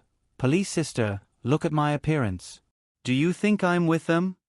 Call me Police Officer Chin." The police officer showed her police ID. Chin Wan-er's name was next to the photo. The stamp on the ID was also very clear. Chin Wan-er looked at Su Yun from head to toe. Tank top, flowery pants, flip-flops. He was sweating. Su Yun also cooperated with Chin Wan-er's gaze and turned around. "Do you think you're handsome in this outfit?" Chin Wan-er was speechless. Ruan Qingshuang quickly explained, "Police Officer Chin, Su Yun is a chef. He's not with these bad guys." Chin Wan-er turned her head and looked at Ruan Qingshuang. She had a very good impression of this lady boss who had a beautiful face and a beautiful figure. Ruan Qingshuang had a temperament that would make anyone like her. "You are?" "My name is Ruan Qingshuang. I'm the owner of this medicinal cuisine restaurant." Ruan Qingshuang smiled. "So you're the one who called the police?" Chin Wan-er frowned. The voice on the phone just now was so childish. She didn't expect the person to be so slim and elegant. Ruan Qingshuang shook her head. She was just worried and had already forgotten about calling the police. She looked at Su Yun.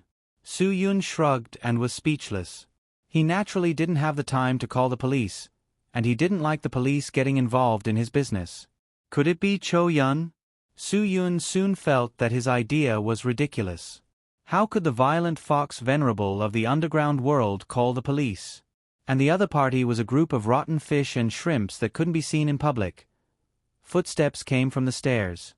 Guagua rushed downstairs and rushed into Chin Wan-er's arms. "Police sister, you finally came to save Guagua."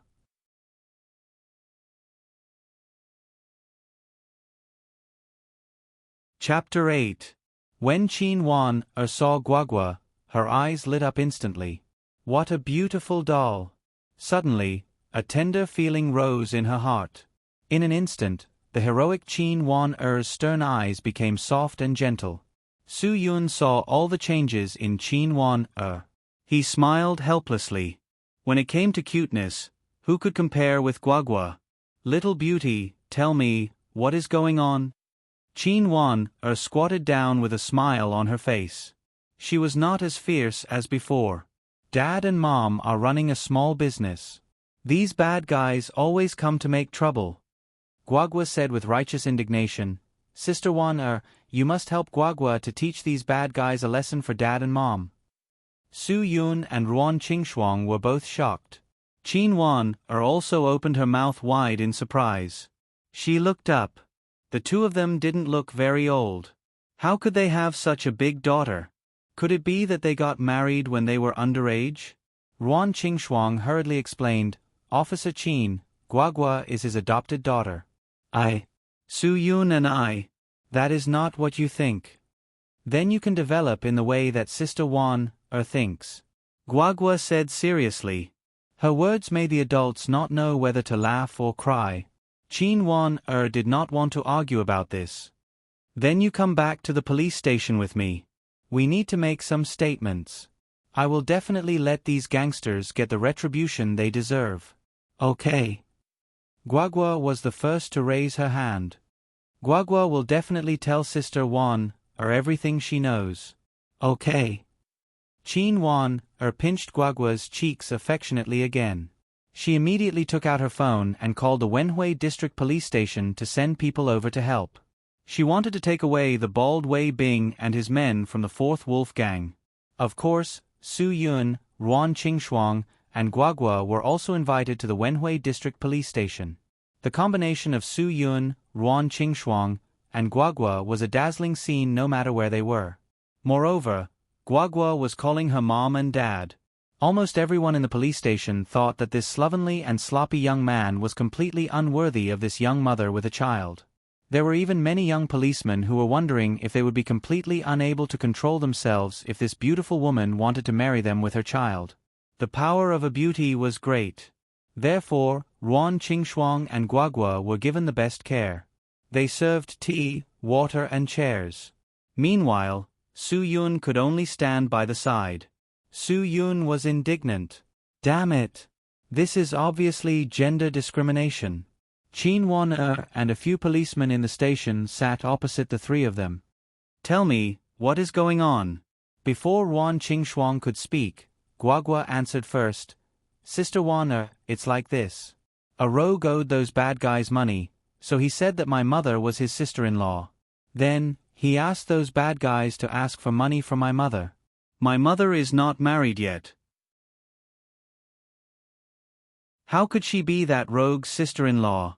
Hearing this, other than Qin Wan, the other policemen sighed in their hearts. They thought that it was a pity that she gave birth to a child without marriage. They really didn't know which bastard was so reckless and didn't know how to cherish God's gift. Su Yun, who was next to them, became the target of everyone's cold eyes. Su Yun and Ruan Qingshuang were already helpless. They were too lazy to explain. They could only pray that little Guagua would speak less. They were really afraid that she wouldn't stop until she shocked them to death. However, Comrade Qin Wan seemed to have a lot of faith with little Guagua. She actually communicated with a child who was not even 7 years old when it came to serious recording work. Don't think too much. Qin Wan rolled her eyes and ignored her colleagues. She continued to ask Guagua, did they harass you many times? Yeah. Guagua nodded. After I met my mother, they came several times. My mother has already helped that rogue return the money twice. Qin Wan didn't understand at all. What did she mean by after she met her mother? Ruan Qingshuang didn't know how to explain at all. She just let Guagua say it. Children's words carry no harm. If she said something wrong, she would add it to Su Yun. Guagua continued, the third time, they asked for 20,000. It was my father who helped us. So, they came today to take revenge on my father and mother. Qin Wan looked at Su Yun and then looked at Ruan Qingshuang. Is that so? Yes. Ruan Qingshuang nodded. Guagua's ability to speak was not a problem. Well, okay. Qin Wan lowered her head and wrote it down one by one. Then she raised her head and looked at Su Yun. You were in the army? Su Yun was stunned. He shook his head and denied, no. Qin Wan looked at Su Yun from head to toe and smiled. Who are you lying to? Do you think that I don't know military boxing? I also practiced it when I was in the police academy. Su Yun chuckled. He thought to himself, if I had known, I would have used the shameless way of fighting. He used military boxing because he was afraid that he would kill people if he used other methods: feint step rib cut, horse stance horizontal strike, throat piercing kick. These are all moves of military boxing, right? Qin Wan said lightly. She looked at Su Yun proudly. If you were not in the army, how would you know these? I didn't go to school. I was in the army for 2 years. How could I say that I was in the army? Su Yun's face was filled with lust. At this time, news came from the interrogation room. The confession of the fourth leader of the fourth wolf gang, Wei Bing, was basically the same as what Guagua said. This means that Wei Bing didn't lie.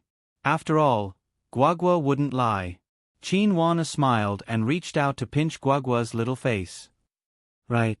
Sister Wan, they extorted 30,000 from my mother. Can we get the money back? Guagua asked expectantly. Ruan Qingxuang was stunned. What was this girl talking about? Qin Wan just praised her for not lying. LV Bao only extorted less than 20,000 from her. Qin Wan nodded seriously at Guagua. Their gang is notorious. Sister Wan will definitely take revenge for you. If their leader doesn't pay 30,000, I won't let him go. Okay. Okay. Guagua was excited. Looking at Ruan Qingxuang's expression, Su Yun knew that the little money grubber Guagua must have made a profit. Seeing that Ruan Qingxuang was about to say something, Su Yun pulled her back and shook his head. He said softly, those people deserved it. After that, Qin Wan asked about Ruan Qingxuang. When she learned that Ruan Qingxuang was a weak woman, she had to rely on herself to take care of Guagua. At the same time, she had to be wary of the ruffians around her. She admired Ruan Qingxuang. The final conclusion was that the fourth wolf gang had brought this upon themselves. Su Yun had beaten them up out of self-defense. In a good way, it could be said that he had acted bravely for a just cause. Sister Qingxuang, you can take Guagua away. Haha, Guagua is so cute. Qin Wan really wanted to play with Guagua for a while. Ruan Qingxuang was flattered by Qin Wan's address. She said, Police Officer Qin, if you want to eat medicinal cuisine, you must come to my restaurant. Guagua, Su Yun and I are all very welcome. Sister Qingxuang, don't be so polite. Just call me Wan, Qin Wan smiled. I will definitely try it. If you go, it'll be my treat. Guagua chuckled. Qin Wan teased Guagua for a while and stood up. She stopped Su Yun, who was about to go out. Wait a minute. Su Yun was stunned. What else do you want me to do? Don't you think I'm a good person? Give me money? Reward for being righteous? Are you dreaming? Helping the people to teach a few hooligans a lesson will give you a reward? Qin Wan shook her head. Wake up, young man. Then why did you call me? Do you want my phone number? Su Yun touched his chin. If you want to ask me out, you have to wait until I get off work at 9 o'clock in the evening. Qin Wan was speechless. I just want to tell you that I may summon you for this matter at any time. Why? Su Yun was not very happy to be targeted by the police, even if the police was a beautiful girl with big breasts and no brains. Why do you ask so many questions? Are you a legal citizen? If you are, you have the obligation and responsibility to cooperate. Qin Wan said without any courtesy. Su Yun was speechless. Is this a reason? Qin Wan turned around gracefully, leaving Su Yun only a graceful back view. You cooperate with me and come whenever I summon you. You will get a lot of benefits. Cooperate with the police? What a joke. Su Yun was disdainful. If it were not for Guagua's face, he would have already turned hostile. In Su Yun's heart, the police were troublesome and annoying. When the three of them left the police station, it was already close to 4 o'clock in the afternoon. Therefore, Guagua decisively cancelled the plan to go to the talent market for half a day. The reason was very simple. There were only two kinds of people who would come to apply at such a late hour. The first kind were people who had the ability and confidence, and the second kind were people who procrastinated. Obviously, the first kind would definitely not come to the restaurant to do odd jobs, and Guagua would not give the second kind 100 yuan. After some discussion, 2 adults, 1 child, 2 women, and 1 man finally decided to go back home. After returning to the medicinal cuisine house, Ruan Qingshuang could not help but exclaim and take a deep breath. The glass window of the medicinal cuisine house on the street was smashed, and the broken glass scattered all over the ground. Guagua was stunned for a moment, then suddenly shouted, "Oh no!" and rushed into the medicinal cuisine house. Soon, Guagua, who rushed into the front desk, pouted and cried. The 7,000 yuan in the front desk drawer had all disappeared. When Su Yun saw the window being smashed, he understood everything. He carefully thought about it, and it was unlikely that this was done by an ordinary thief. After all, it was broad daylight. To break the glass and steal, one had to be bold enough. If this was not the revenge of the fourth wolf gang, then it was very likely to be related to L.V. Bao. L.V. Bao dared to sneak in at noon, so it was not difficult for him to break the glass. Moreover, L.V. Bao was now forced into a corner. If he did not pay back the money, he was afraid that the fourth wolf gang would really beat him to death. Ruan Qingshuang was a little absent-minded. The business finally took a turn for the better, but the hard work of the afternoon disappeared in 2 or 3 hours. This was a huge blow to Ruan Qingshuang's mentality. Guagua was so upset that she did not have any liveliness, which made people feel sorry for her.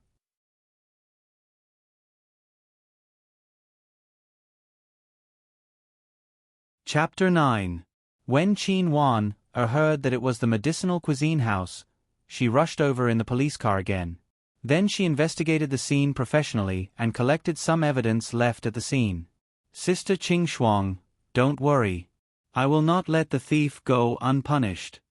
Qin Wan seemed to be very confident in her ability to solve the case. Guagua wiped away her snot and tears, and finally stopped.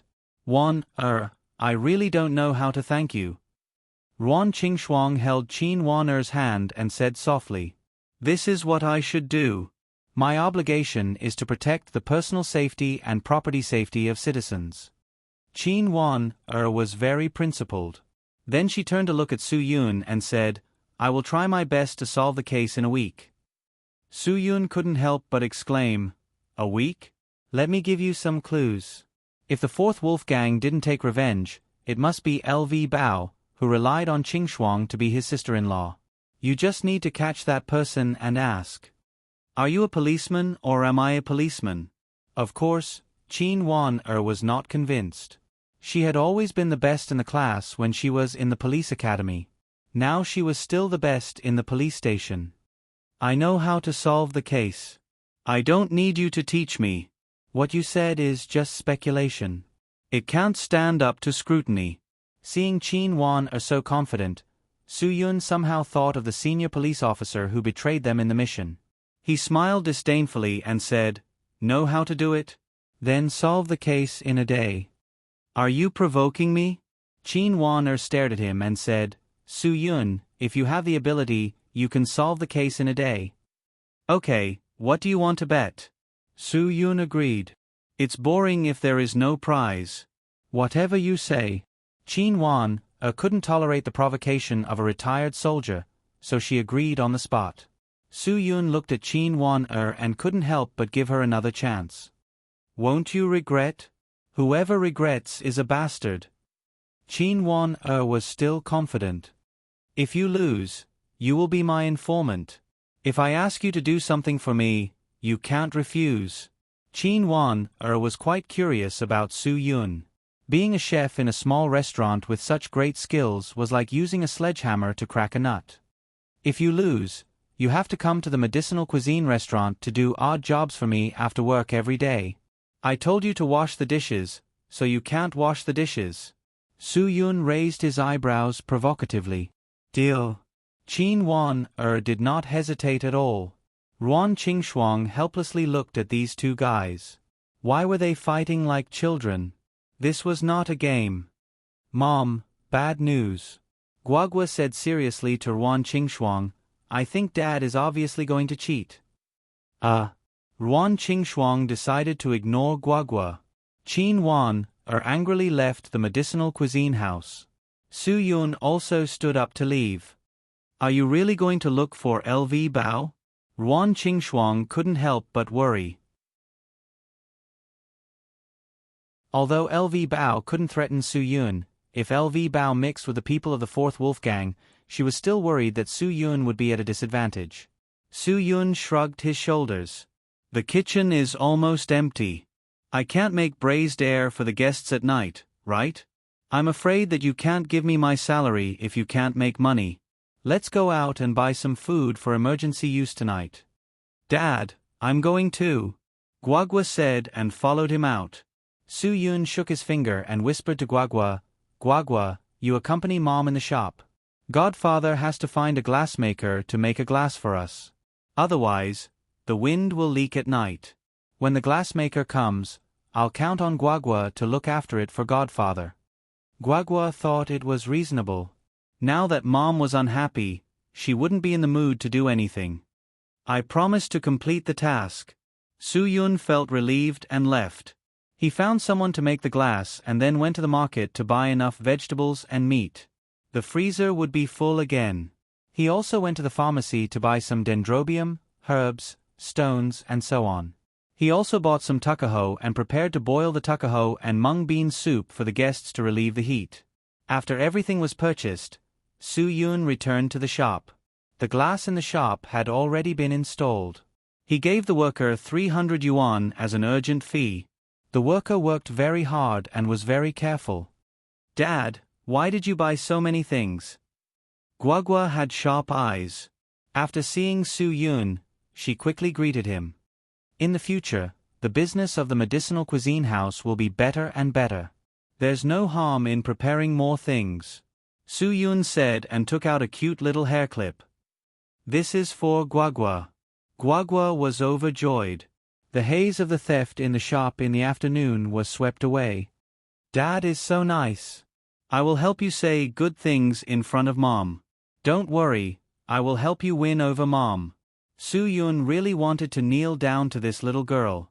Afraid that she would say something surprised again, Su Yun quickly went back to the kitchen to prepare. Dinner was coming soon. Mom. Guagua didn't take things for free. Since she received the hair clip from Su Yun, she had to help him.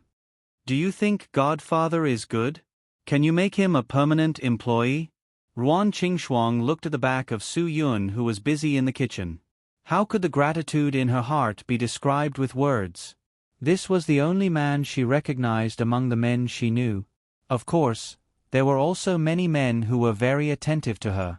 However, Ruan Qingshuang knew that the purpose of those people was nothing more than to have sex with her. She was a child of a clean family. Of course, she had to be a clean woman. Many men offered their help, but Ruan Qingshuang refused them without even looking at them. However, Su Yun was different. Since he helped her drive away LV Bao yesterday, Ruan Qingshuang believed that Su Yun was a person who gave people a sense of security. Although he looked sloppy and didn't do his job, there was no distracting thoughts in his eyes. They were very pure. For some reason, a trace of complicated and indescribable feelings rose in Ruan Qingshuang's heart. A crimson color quietly crept out from behind her ears. Guagua found that her mother didn't listen to her at all. Instead, she was staring at Su Yun's figure in the kitchen in a daze. Moreover, she was in a daze until her face turned red. Alas, once a woman falls in love, it is always so difficult to extricate herself. Guagua sighed like a little adult, then shook her head and returned to the front desk. After a while, guests came in one after another.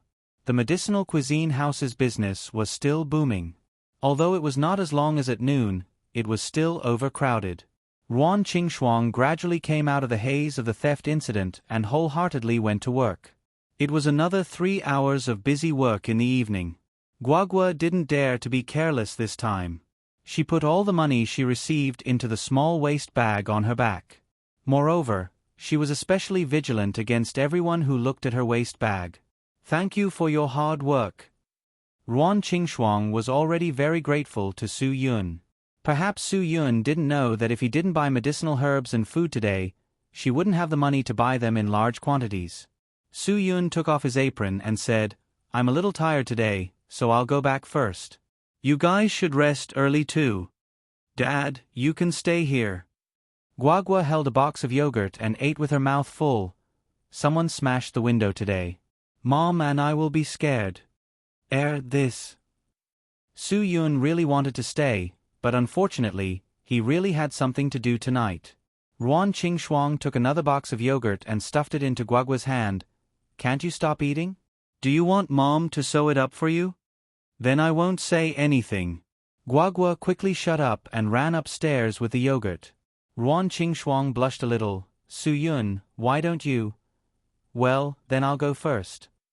Su Yun was afraid that Ruan Qingxuang would feel awkward, so he didn't say anything and directly left the medicinal cuisine house. Ruan Qingxuang watched Su Yun's figure walk away and disappear into the night. She couldn't help but feel a little sour in her heart. She just wanted to say, "Why don't you stay?" But Su Yun didn't give her a chance to finish her sentence. Ruan Qingxuang did not know if she would have the courage to open her mouth again. She had finally mustered up the courage to speak again. Su Yun could leave at ease because he believed that as long as Guagua was in the medicinal cuisine house, Cho Yun would never easily leave the vicinity of the medicinal cuisine house. If the people of the Fourth Wolf Gang really came looking for trouble at night, Cho Yun would definitely be able to deal with them easily. Even if she suffered serious internal injuries, she was still a violent fox venerable. Su Yun called Chong and the others to meet at the barbecue night market. Chong and the others didn't dare to refuse, so they went straight out of the KTV and went straight to the barbecue night market. The few of them sat down at a barbecue stall called Authentic Barbecue. Su Yun ordered 5 catties of roast mutton, as well as 100 or so skewers of kidney, lamb eggs, and pony fish. "Brother Yun, the medicinal cuisine house is really popular today." Chong smiled. He was the one who did the promotion, so of course, he arranged for people to listen in. Su Yun nodded. "It is very popular, so I invited you and your brothers to eat." "Then did you hear anything else?" "Yes." Chong gave him a thumbs up, his face full of infinite admiration and worship. Baldy Wei of the Fourth Wolf Gang brought more than 30 people to the medicinal cuisine house to make trouble, but Brother Yun handled it alone. "Do you know anything else?" Su Yun said concisely, "In the afternoon, the window of the medicinal cuisine house was smashed, and more than 7 yuan was stolen." "Do you know who did it?" Chong and the others looked at each other. Chong gasped and said, "Does it mean the Fourth Wolf Gang took revenge so quickly?" "Right." Chong's most capable follower, Xiaofei, suddenly shouted, "I saw LV Bao hanging around the medicinal cuisine house at 3 o'clock. That guy used to bully the beautiful boss of the medicinal cuisine house. Could it be him this time?" "Do you mean that the guy smashed the window to steal money?" Chong was stunned, and then nodded thoughtfully. "Yes, that guy owes the Fourth Wolf Gang a gambling debt. Maybe he did it." Su Yun was now almost sure that it was LV Bao who did it. Generally speaking, where would LV Bao be at this time? "It must be the Sirius Casino," Chong and Xiaofei said at the same time. It seemed that they all knew that LV Bao liked gambling.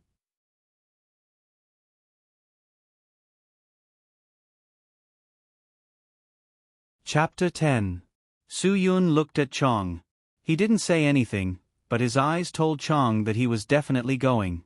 "Brother Yun, Sky Wolf Casino is the Fourth Wolf Gang's place. It's a wolf's den." Chong couldn't help but swallow his saliva. "You're not really going to?" "Brother, why don't we discuss it again? Let's see if there's another way." "You guys eat, I'm full." Su Yun had already stood up. "Where is that place?" Chong really didn't want to say it. He was really worried that Su Yun couldn't handle it alone, but he didn't have the guts to bring people to fight against the fourth wolf gang. With his few subordinates, the fourth wolf gang could pinch them to death with just a finger. Bowen Street. Chong finally couldn't win against Su Yun's firm gaze. Before Su Yun left, he asked Chong and the others for 2 packs of beer and 3 pounds of barbecue. Chong and the others were really a bit upset. Su Yun was loyal to them, but they really didn't dare to offend the fourth wolf gang. It was a dilemma. Bowen Street was a famous alley around the old city of Wenhui district. The most dazzling thing on the street was the orange neon sign of a healthcare products store. Then there were the hair salons that sold sheep's head and dog's meat. Although the city's crackdown on prostitution and illegal activities was very strong, these hair salons were like weeds that couldn't be burned by a wildfire. They would grow again when the spring wind blew. "Yo, handsome, you're alone. Come in and wash your hair?" The street girls standing at the entrance of each hair salon would flirtatiously call out to Su Yun. Su Yun walked from the south end of Bowen Street to the north end. He didn't see any mahjong parlors or game parlors, let alone casinos. He had no choice but to go to a hair salon to inquire. "Handsome, if you want to come in, just come in and have a massage to relax. Our girls are very good. They're young and beautiful. I guarantee you'll be satisfied." The gorgeously dressed woman with a seductive voice stuck close to him as she spoke. Su Yun raised his hand to block her and asked righteously, "Is it free?" "TSK, you think quite well. If you are a virgin, do we still have to give you a red packet?" The woman saw that Su Yun did not have much money, so she no longer took care of him. Su Yun took out a 100 yuan note from his wallet and waved it in his hand. "Find out a place." The woman's eyes lit up, and she accepted the money without hesitation. "Coming to Bowen Street and not looking for a lady, you must be here to gamble, right?" Su Yun nodded and asked concisely, "Where is the Heavenly Wolf Casino?" She raised her hand and pointed at a billiard hall not far away. "There is a secret door in the southeast corner of the billiard hall. After going in, go down 1 floor and you will find the Sky Wolf Casino. Little handsome, remember to come to my shop to play after you win some money." Su Yun no longer paid attention to the woman and strode towards the billiard hall. The billiard hall was not big, and there were only 6 billiard tables. There were 7 or 8 young men absent-mindedly playing billiards. When they saw Su Yun come in, they all looked straight at him. This group of people were shirtless, and each of them had tattoos of dragons and tigers. They did not look like good people at all. Su Yun did not say much and went straight to the washroom in the southeast corner of the billiard hall. The woman did not lie to him. Next to the washroom, there was a secret door that was the same color as the wallpaper. Just as Su Yun was about to go in, several young men who were playing billiards threw away their billiards and surrounded him. A young man with a wolf head tattoo on his chest looked very fierce. "What are you doing? If you don't want to play, leave." Su Yun pointed at the secret door to the casino. "I want to go in and play a few rounds." "Play what? Who told you there is play inside? Hurry up and get lost. Don't make me do it." The young man with a wolf head frowned. Obviously, he was suspicious of Su Yun's identity. After all, this was a place for gambling. Hadong City was different from Las Vegas. Casinos were not on the table. If they were not careful with their operations, they would definitely be shut down by the police. Therefore, it was not easy for an unfamiliar face to gamble. "I am LV Bao's friend. He has no money and asked me to send some over." Su Yun patted his trouser pocket. Only then did the young man with a wolf head relax. "Looking for LV Bao?" This grandson had just brought 10,000 yuan to pay off his debt. He did not expect him to have made a new rich friend. "Then come with me." The young man with a wolf head shook his head. One of his underlings tactfully closed the door of the billiard hall. Under the guidance of the young man with a wolf head and his underlings, Su Yun stepped into the Sky Wolf Casino. The casino was bustling with noise. There were at least hundreds of people gambling inside. Although this place was called Sky Dragon Casino, It was a far cry from the casinos Su Yun had seen in Las Vegas. At best, it was a small underground casino. However, although a Sparrow was small, it had all the necessary facilities. There was baccarat, blackjack, French roulette, 5-card stud, guess big or small, cash machines, run fast, slot machines, mahjong, etc. As long as you wanted to play, it had everything. LV Bao only paid half of the money he owed. I closed it. The young man with a wolf head signaled for the others to spread out and see if there were any cheaters. He continued to lead Su Yun into the secret passage. Who are you to him? Are you helping him pay off his debt? Su Yun let out a long sigh. I am his brother. Yo, how close are you? As they spoke, the young man with a wolf head had already led Su Yun to the middle of the secret passage. He took out a key to open a heavy metal door and stepped in. Su Yun walked in and immediately saw LV Bao sitting on a chair. His hands were tied and his mouth was stuffed with a rag. There was a stack of money on the table in front of him. It was about 10,000 yuan. When LV Bao saw the young man with a wolf head bring Su Yun in, he couldn't sit still. His eyes were filled with panic and he kept shouting, "Whoa! You don't have to be so excited to see your brother." The young man with a wolf head chuckled. I'm helping you pay off your debt. Today your fingers are safe. Woo woo woo. LV Bao stared as if he wanted to say something.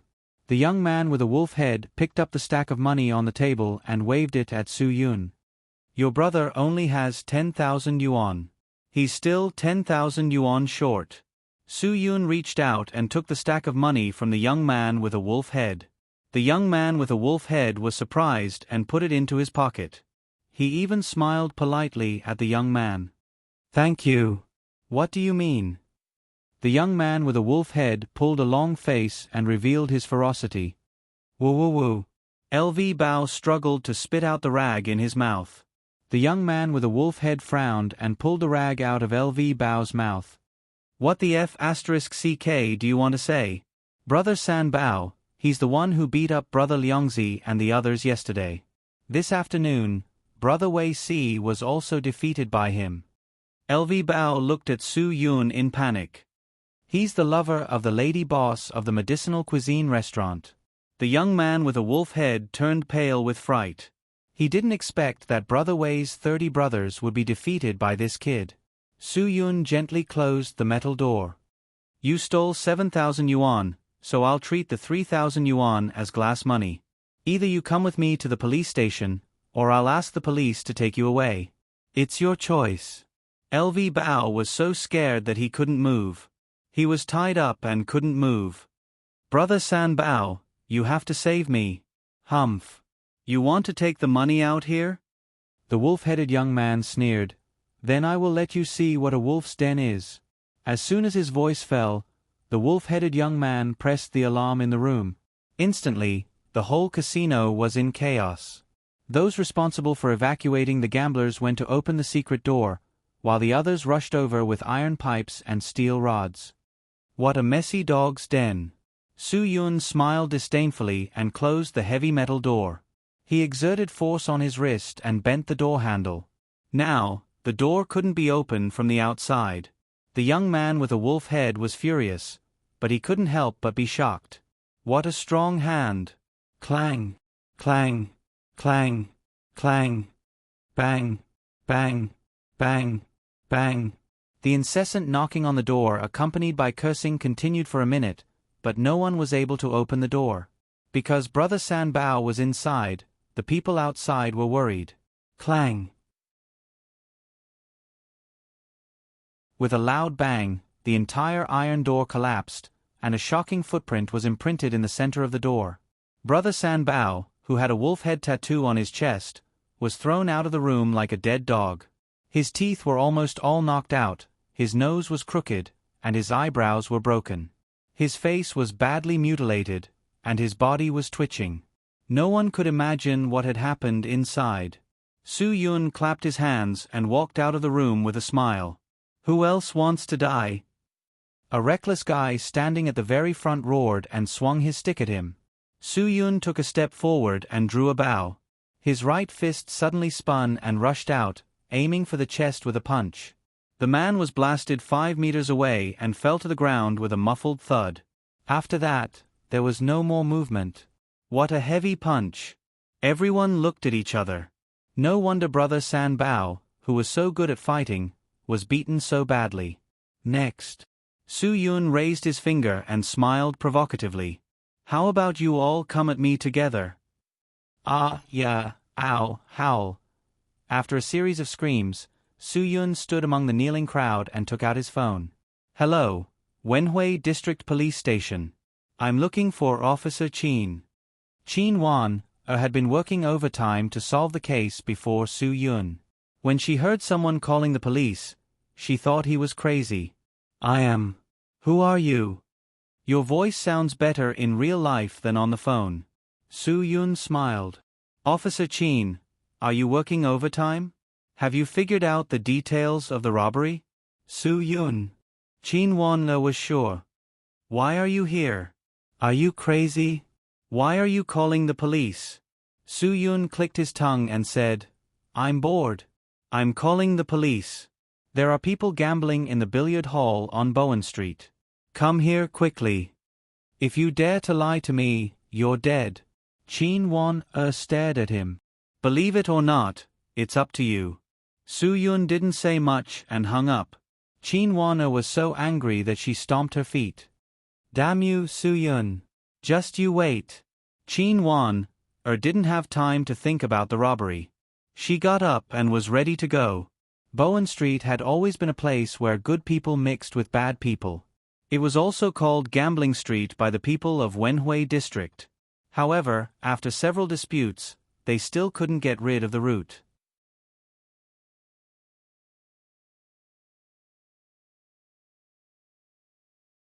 Chapter 11. Qin Wan ran as fast as lightning. When she arrived at the scene, she saw Su Yun playing billiards alone. When Su Yun saw Qin Wan he put the cue stick on his shoulder and said, Want to play around? I have a nickname. It's called Little Rocket. Don't talk nonsense with me. Aren't there people gambling? Qin Wan looked around, but she didn't even see a gaming machine. She felt like she had been tricked. Su Yun threw the cue stick on the table and pointed to the southeast corner. Go down and see for yourself. Qin Wan frowned. She walked to the southeast corner with a doubtful attitude and saw a secret door. Qin Wan was shocked, and her nerves were tense. She pushed open the secret door and walked down step by step. After she pushed open another secret door, she was completely shocked by the bright lights inside. There were dozens of gambling machines, and 17 to 18 people who had been beaten into a daze were strewn all over the floor. It was really a casino. Qin Wan exclaimed in her heart. Her excitement was no less than Columbus' discovery of the New World. This casino was considered quite a big one in Hadong City. How is it? Su Yun came down from upstairs. This should be considered a merit, right? Qin Wan couldn't believe it. How did you do it? Wait a minute. Su Yun walked to the room and dragged LV Bao, who was so scared that he peed his pants out. The guy who broke into the medicinal cuisine restaurant and stole money in the afternoon brought me here. Qin Wan was even more shocked after hearing that. Su Yun caught the thief. LV Bao saw the police coming and his face was ashen. He was screwed this time. Burglary and gambling were enough for him to stay in the detention center for a while. Moreover, there was a possibility that he would be locked up with the Fourth Wolf Gang. He was afraid that his chrysanthemum would be ruined. Su Yun kicked LV Bao. Why are you crying? Why don't you tell the police sister what you've done? Police sister?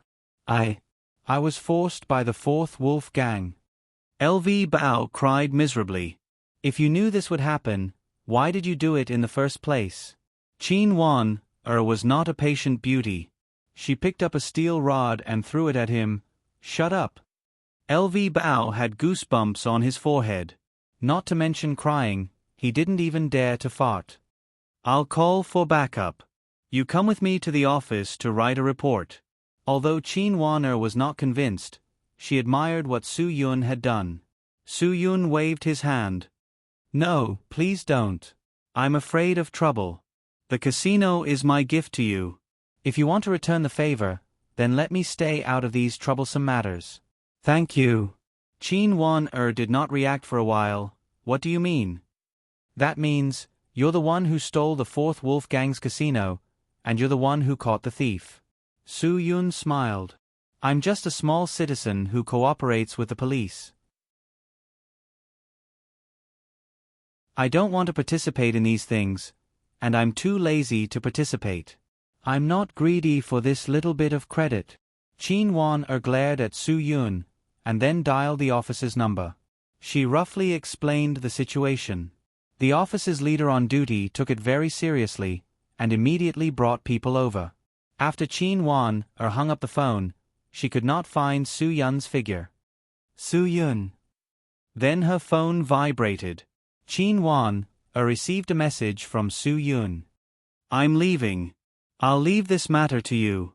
I wish you a promotion. Stupid Su Yun. Qin Wan snorted heavily. Su Yun did not have the time to continue wasting time in this illegal casino. He took the money and went directly to the medicinal cuisine restaurant. Just when Su Yun came downstairs, Cho Yun's figure flashed and appeared in front of him again. Thank you for this afternoon. Su Yun knew that she must be hiding nearby, so he was not surprised. He said straightforwardly, I didn't know that your hidden weapon skills were so good. Cho Yun's face still had an innate coldness. Why are you back? Why? Are you afraid that I will do something bad to Guagua? Su Yun snorted, looked up at the balcony and shouted, Guagua. Cho Yun's face changed instantly. Just when Guagua ran to the balcony and looked down, her figure flashed and hid in a dark corner. Dad. Guagua was shocked. Why are you back? I caught the thief, and I got the money back. Su Yun smiled in the direction where Yin Yen disappeared.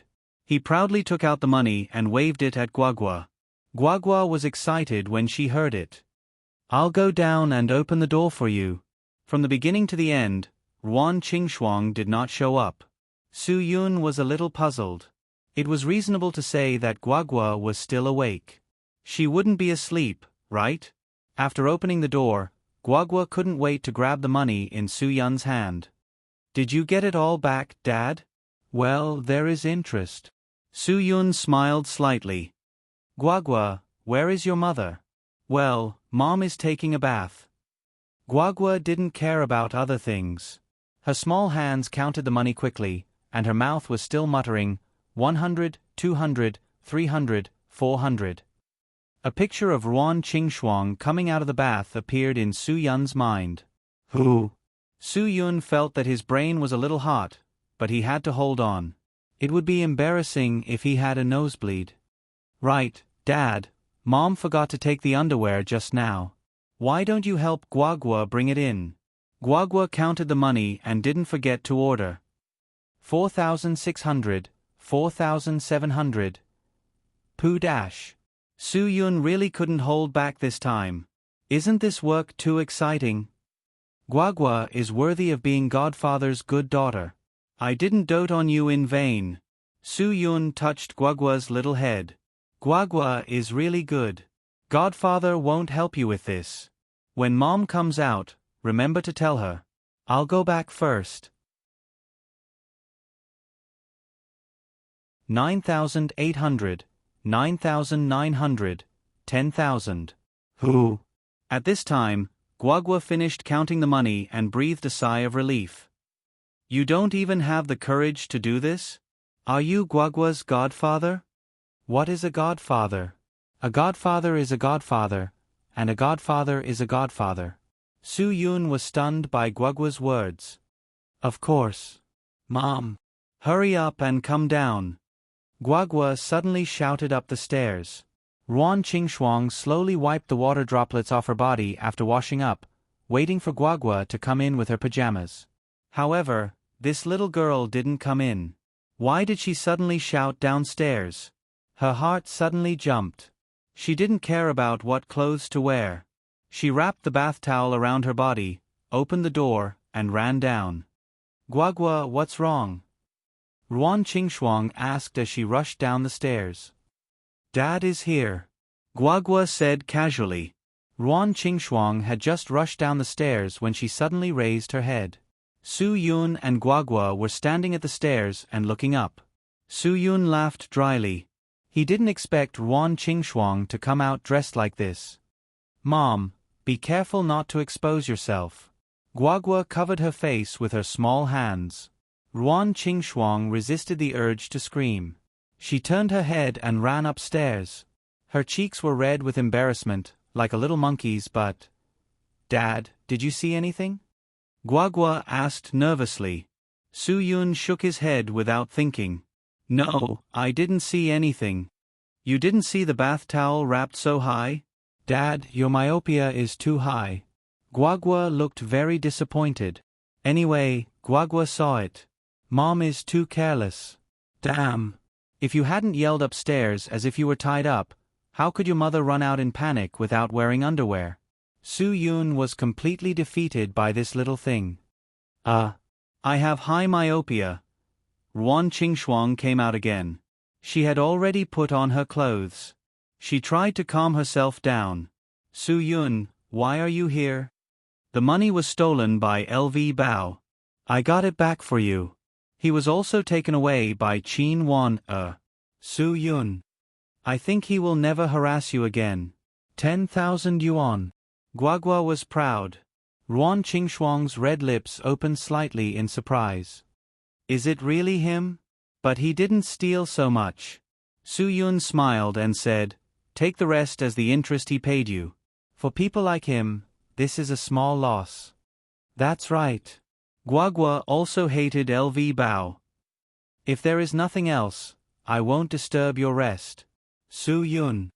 You have to get up early tomorrow. Go to bed early. Guagua looked at Su Yun and then looked at Ruan Qingxuang. She expected this mother to ask him to stay. She liked to be disturbed by Su Yun, because Su Yun always brought good things. But Ruan Qingxuang hadn't adjusted from the incident just now. She didn't know what to say for a while. Take care. Be careful on the road.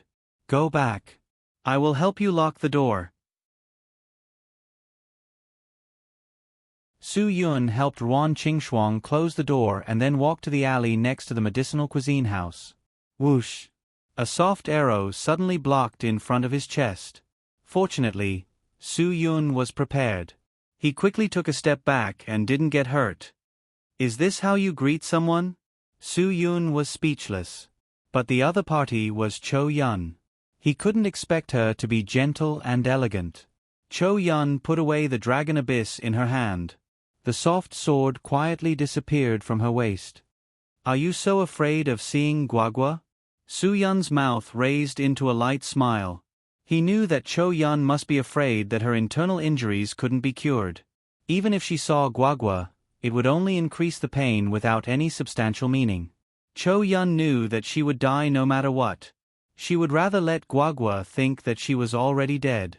She didn't want Guagua to see her again and lose her again. That would only hurt Guagua even more. You don't need to care about my matters. Cho Yun's voice was as cold as usual, but there was a touch of melancholy in her eyes. If I die, I hope, you can help me take care of Guagua. I am Guagua's godfather. Su Yun smiled slightly. You can rest assured about this. Humph. Cho Yun's snort was unknown whether it was comforting or disdainful. Perhaps it was just mocking herself.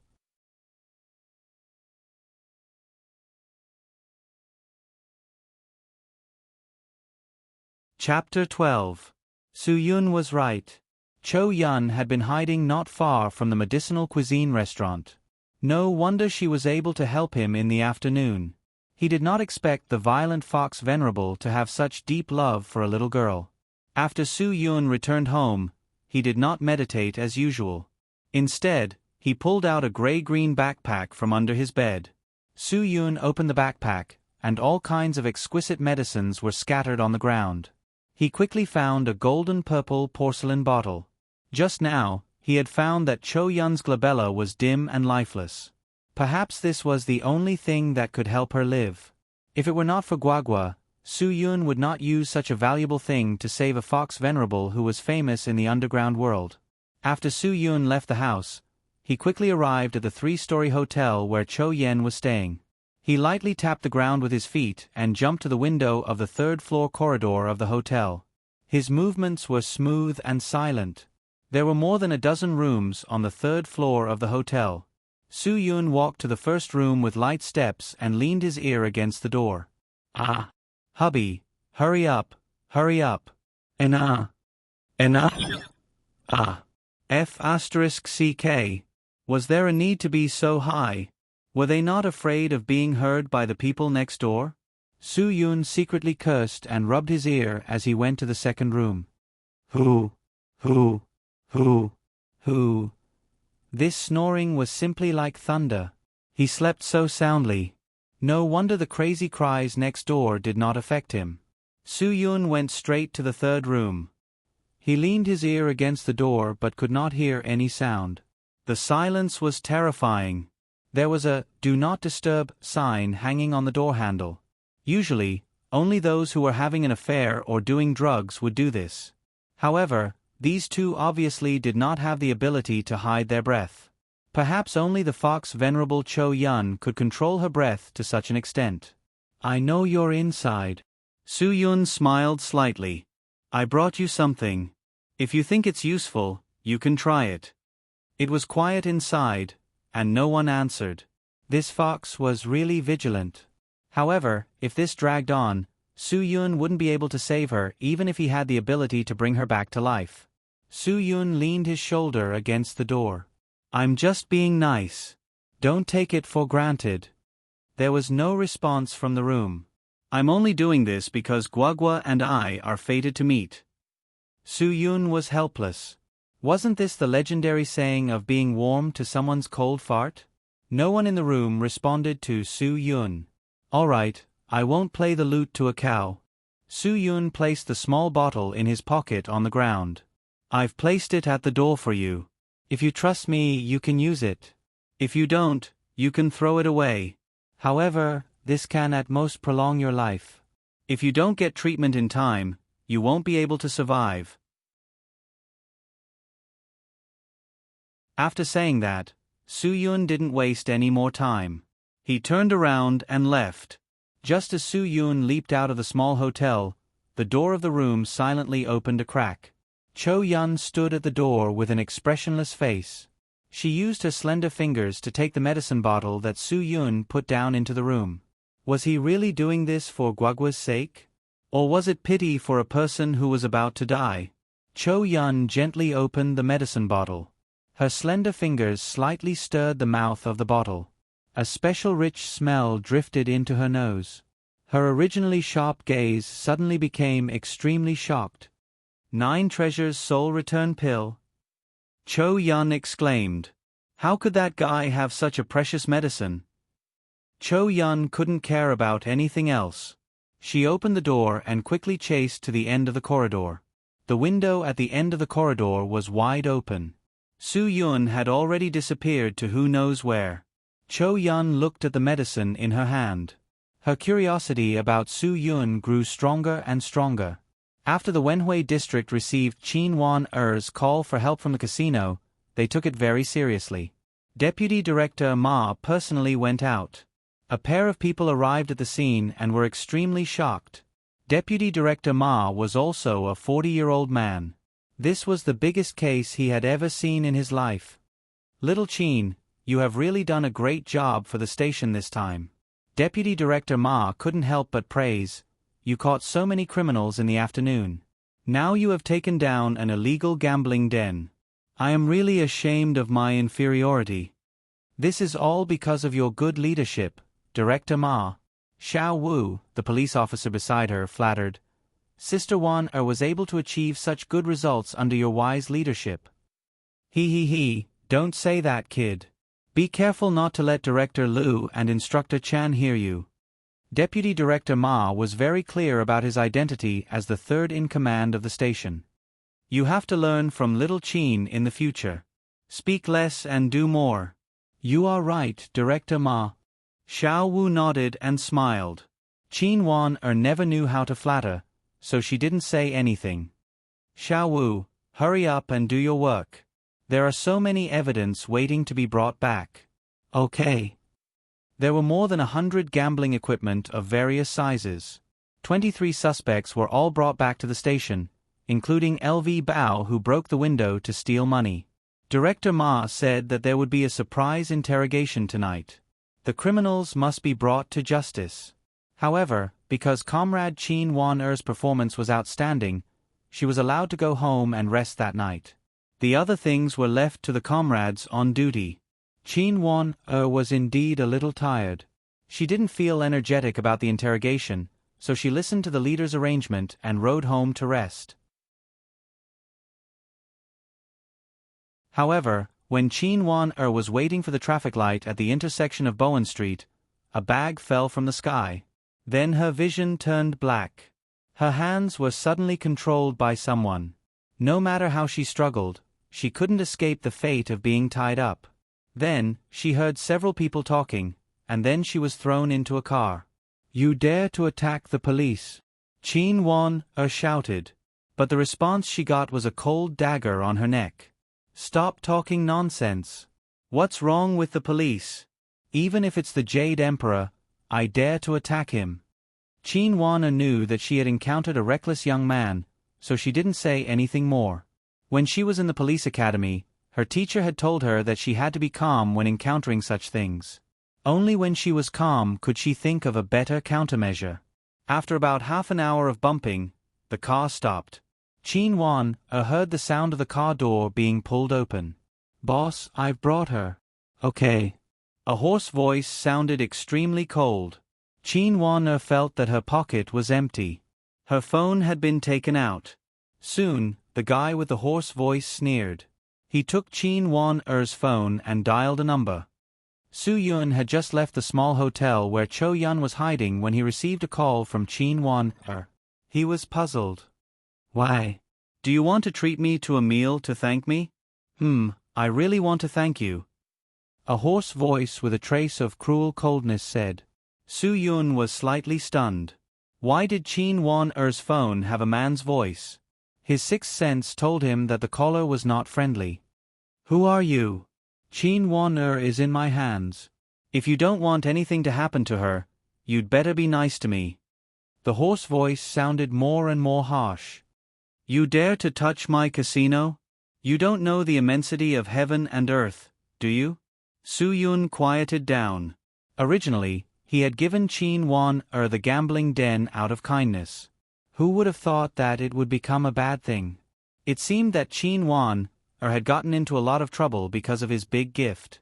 He regretted that he didn't stay longer at Bowen Street. "What do you mean? Say it." "I'm listening." Su Yun knew that the person on the phone had bad intentions, so he went straight to the point. "You beat up Wei Laosi in the afternoon and caused them to be locked up by the police. At night, you beat up Chen San Pao, destroyed my casino, and called the police." The voice on the phone snorted heavily. "You are really the nemesis of the Fourth Wolf Gang. Don't you want to meet me and explain?" Su Yun, of course, understood what this person meant. He didn't beat around the bush and went straight to the point. "Okay, where do you want to meet?" "The junction between the southern suburbs of Hadong City and the northern suburbs of Jinan City. Let's meet at the abandoned rubber factory next to the Sea River." The voice on the phone got hoarser and hoarser, and a sense of gloominess rose. "Also, you'd better not play any tricks. Come quickly. I can't guarantee that my men can control their desires. If something happens, don't blame me. If you want to blame someone, blame that little cop for being too beautiful." "Okay, I'll be there right away. Be a man and leave a way out." Su Yun's heart was filled with a strong desire to kill. "Leave a way out? Humph, blame yourself for not leaving a way out for me." The man snorted and hung up. The beeping sound of the disconnected line was particularly jarring in the middle of the night. Su Yun was also conflicted about what had happened. He quickly called a taxi.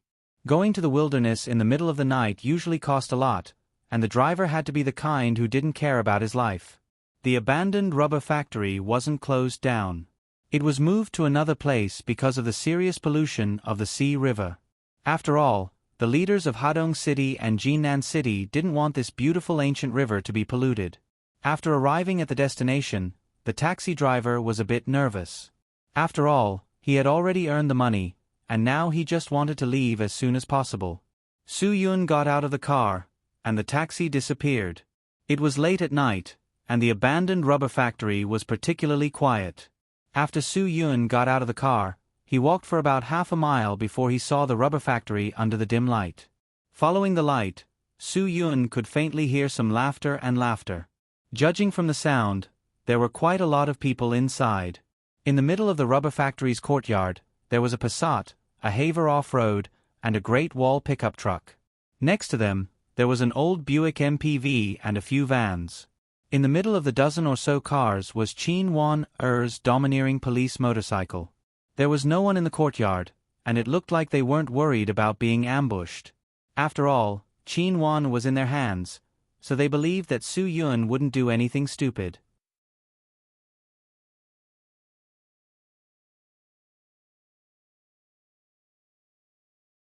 Chapter 13. With the appearance of Su Yun, the originally bustling and idle factory instantly quieted down. Su Yun's gaze swept across everyone present. There were dozens of muscular youths in the factory, and most of them were bare-chested. Tattoos of wolf heads and tiger claws could be seen everywhere. There were several groups of people in the factory. There were 7 or 8 people in the middle of the group. They were eating charcoal hot pot with relish, and there were several beer bottles lying around their feet in a disorderly manner. Behind them, Chin Wan-er was tied to a pillar that led to the roof of the factory. When she saw Su Yun, she was speechless. Why didn't he call the police? Why did you come alone? Well, you didn't ask me to bring anyone. Su Yun's face didn't show any signs of nervousness. The youths all had mocking smiles on their faces, as if Su Yun was a lamb waiting to be slaughtered. The 7 or 8 gang leaders at the hot pot table also put down their chopsticks and stood up. In front of the hot pot table, a dark-skinned, burly, and muscular young man was the last to stand up. He was like a crane in a flock of chickens in this sea of muscles. "You're Su Yun? You didn't call me, did you?" Su Yun was startled. "It didn't sound like it. Where's the person who called me? If you want to see our boss, you can. As long as you don't die at the hands of me, hey, there will be a chance." The dark-skinned youth clenched his fists. Su Yun frowned. Hey, that's a pretty simple name. Which village are you from?" Hey was the second in command of the 4 Wolf Gang. He was recognized as the best fighter in Hadong City's underworld. There weren't many people who dared to laugh at him. Even if there were, they would have been fed to the fishes in Sea River. "You've got guts. I heard you beat up Wei Laosi in the afternoon and Chen Laosan in the evening." Hey sneered. "Let me tell you, don't think you're so great. None of my men are trash like them." When Su Yun came in, he had already sensed the special aura on Hei's body. This was the unique aura of someone who had experienced life and death. The group of hoodlums around him were much more aggressive than the hoodlums in the afternoon. They were definitely people who often bled for others or were bled by others. "Since you guys are asking for a beating, then I'll fulfill your wish." Su Yun suddenly clenched his fists. His fists were clenched even more tightly than Hei's. "Su Yun, you must be crazy.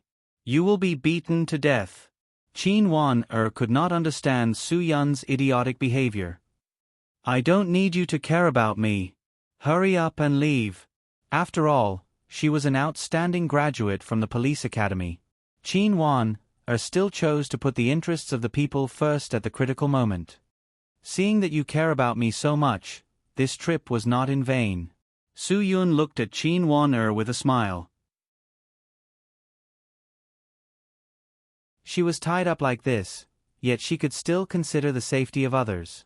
It seemed that she was really different from some police officers. "You really don't know what's good for you." Chin Wan-er had a good impression of Su Yun, so she was really worried about him. She wanted to break free, but it was futile. The more Qin Wana struggled, the more obvious her exquisite curves were being tied up by the rope. Su Yun's eyes were reluctant to part with her. He said with heartache, "It's not comfortable being tied up like this, right? Don't worry, I'll loosen it for you." "Where are you looking?" Qin Wan saw Su Yun's undisguised gaze sweeping over her chest. She really wondered what this guy was thinking. What kind of situation was this? And he still had the mind to look around. Erhei's face was ferocious. This kid was actually still talking and laughing. He was simply not putting him in his eyes. Erhei would never forgive this kind of person. "Kid, there's a path to heaven, but you don't want to take it. Today, I'll let you know the consequences of messing with the fourth wolf gang. Go." With an angry roar, dozens of shiny silver machetes were all revealed. Without saying anything, they swung their machetes and attacked. It looked like they wouldn't stop until they made Su Yun bleed twice today. Su Yun's feet moved with exquisite footwork. Dozens of machetes whizzed past his shoulders, but he was completely unharmed. Suddenly, a majestic murderous aura exploded from Su Yun's body. That aura that could sweep away 1,000 soldiers instantly surrounded everyone, including Erhei. Time seemed to stop in an instant, and everyone's bodies froze. Su Yun's face carried a sinister smile as he looked at the person beside him. That person suddenly shuddered, and a feeling of weakness filled his legs. The machete in his hand actually fell out. Clang! The sound of the machete falling to the ground woke everyone up from their stupor. Erhei couldn't bear this kind of majestic pressure that appeared out of nowhere. He roared, "Chop him to death." At this time, this group of people had already lost their initial confidence and courage. They had chopped people and been chopped by people, but they had never been intimidated by someone's aura. Psychological fear was often more frightening than physical fear. That bone-chilling coldness just now was like the Grim Reaper sweeping past their spines. Knowing full well that they were stubbornly charging forward? Even if these people were people who didn't fear the heavens, their legs still stiffened at this moment. There was a good saying, when a man fights, so does his courage. Fighting spirit in a drum, weakening in the second, and exhausting in the third. The current situation was just like that. Originally, these dozens of people who were full of confidence thought that they could finish the fight in 3 to 5 moves. But after this round, not only did they not harm a single hair on the opponent's body, the opponent only used his fierce murderous aura to give them a head-on blow. Seeing that no one responded, Erhei began to think of a plan in his heart. But the most important thing in a gang was face. If he lost face in front of his brothers, even if the boss still looked up to him in the future, his prestige would be swept away. Suddenly, Erhei shot forward like an arrow, raising his machete and chopping down fiercely at Su Yun's head. Su Yun only moved slightly to the side to dodge, and grabbed Erhei's wrist. Erhei's wrist hurt, and with a cry, he dropped the machete in his hand. Erhei couldn't believe that the person in front of him could so easily dodge his machete. After all, he was considered a reputable figure in the Hadong underworld. But today, he actually stumbled in front of an unknown brat. The dignified second leader of the four-wolf gang, with dozens of brothers who could fight, was actually defeated by an opponent who came alone. This was a big loss of face. Moreover, Su Yun was facing them so calmly. It was a far cry from their imagination of a drowning dog. On the contrary, he was more like a pack of stray dogs, battered and exhausted. Erhei suddenly flipped out, and like a mad dog, he pounced forward. Su Yun didn't dodge, and allowed Erhei to pounce in front of him. He suddenly raised his leg, and with lightning speed, he viciously kicked Erhei's chin between his ears. Erhei's entire body was thrown into the air by a powerful force, and he flipped 360 degrees. Then he fell heavily onto the hot pot table. Quang! Ah! Oh! The famous second black bro sat down on the hot pot, and the boiling hot soup splashed all over his body. The excruciating pain from the summer scalds made him unable to help but cry out and roll on the ground. The blisters on his body burst, and the pain was even more unbearable. The dozens of thugs saw that Erhei was crippled, and couldn't help but be shocked. None of them dared to take the lead, and they all looked to the side, breathing heavily. It seemed like they were nervous to the limit.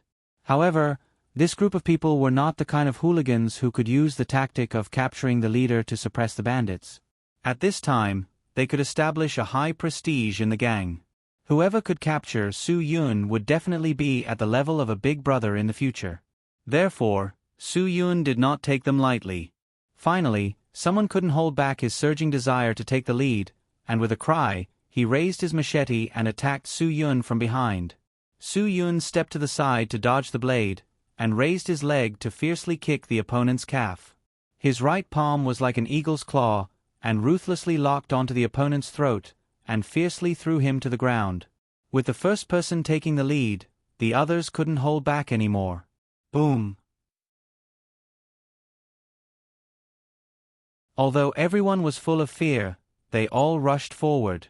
This was a group of people who dared to risk their lives, different from those hooligans who had never seen the world. Su Yun was also not careless. He stepped forward, punched to the right, kicked to cover the steps, twisted the neck, and threw fiercely. Although all of the moves were extremely simple, each of them was capable of killing with a single blow. None of the people who were hit by Su Yun could still stand up. Qin Wan-er's eyes were fixed. She had never seen a person like Su Yun, who could use simple military boxing so flexibly. Facing the siege of dozens of men with machetes alone, he was still able to handle it with ease. He was simply a mysterious man. She even suspected that this was not a movie, right? Even if someone shouted, "Cut!" Qin Wan-er would definitely not be surprised. 3 minutes later, Su Yun stepped forward and knocked down the last person. He took a deep breath and said, "Damn, I'm sweating. You're simply not human." Qin Wan-er's jaw almost dropped. Dozens of people were all defeated by Su Yun with just a few punches and kicks. Su Yun heard and almost rolled his eyes. "How can you talk like that? Who isn't human?" "I didn't mean that. I mean you. Qin Wan-er really didn't know what to say at that moment. Are you human or not? Fine, I'm not human. I'm not human. I'll leave. After Su Yun finished, he really got up and walked out. I already said that I didn't mean that. If you want to leave, you have to let me go first. Qin Wan-er said angrily, I want to go to the bathroom. Hurry up and untie me. In Qin Wan-er's eyes, Su Yun was not as simple as being a soldier for 2 years. She was very curious about Su Yun's identity. This guy's skills were really unimaginably terrifying. Su Yun stopped teasing her. He picked up a machete from the ground and walked over. With a whoosh, he cut off the hemp rope that tied Qin Wan-er up. Qin Wan-er finally broke free. She quickly tore off the rope on her body and glanced at Su Yun. Accompany me to the bathroom.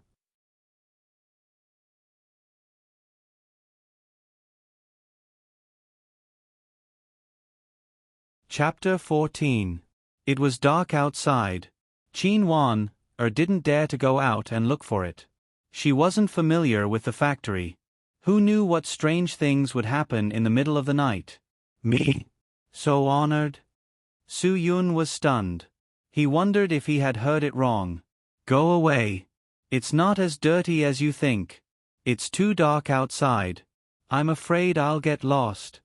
Qin Wan-er explained with a red face. She blushed because she was afraid that Su Yun would laugh at her for being timid. Su Yun didn't have any opinion. I'll do as you say.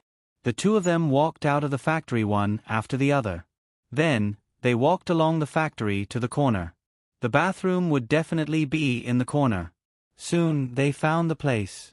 Although she was afraid that she would go in alone, Su Yun was a man after all. She still controlled the thought of pulling him in with her. Just when Qin Wan-er got what she wanted, the sound of a car engine roared. Su Yun knew that it wasn't good. Qin Wan-er also shouted from the bathroom, "Don't let them run away."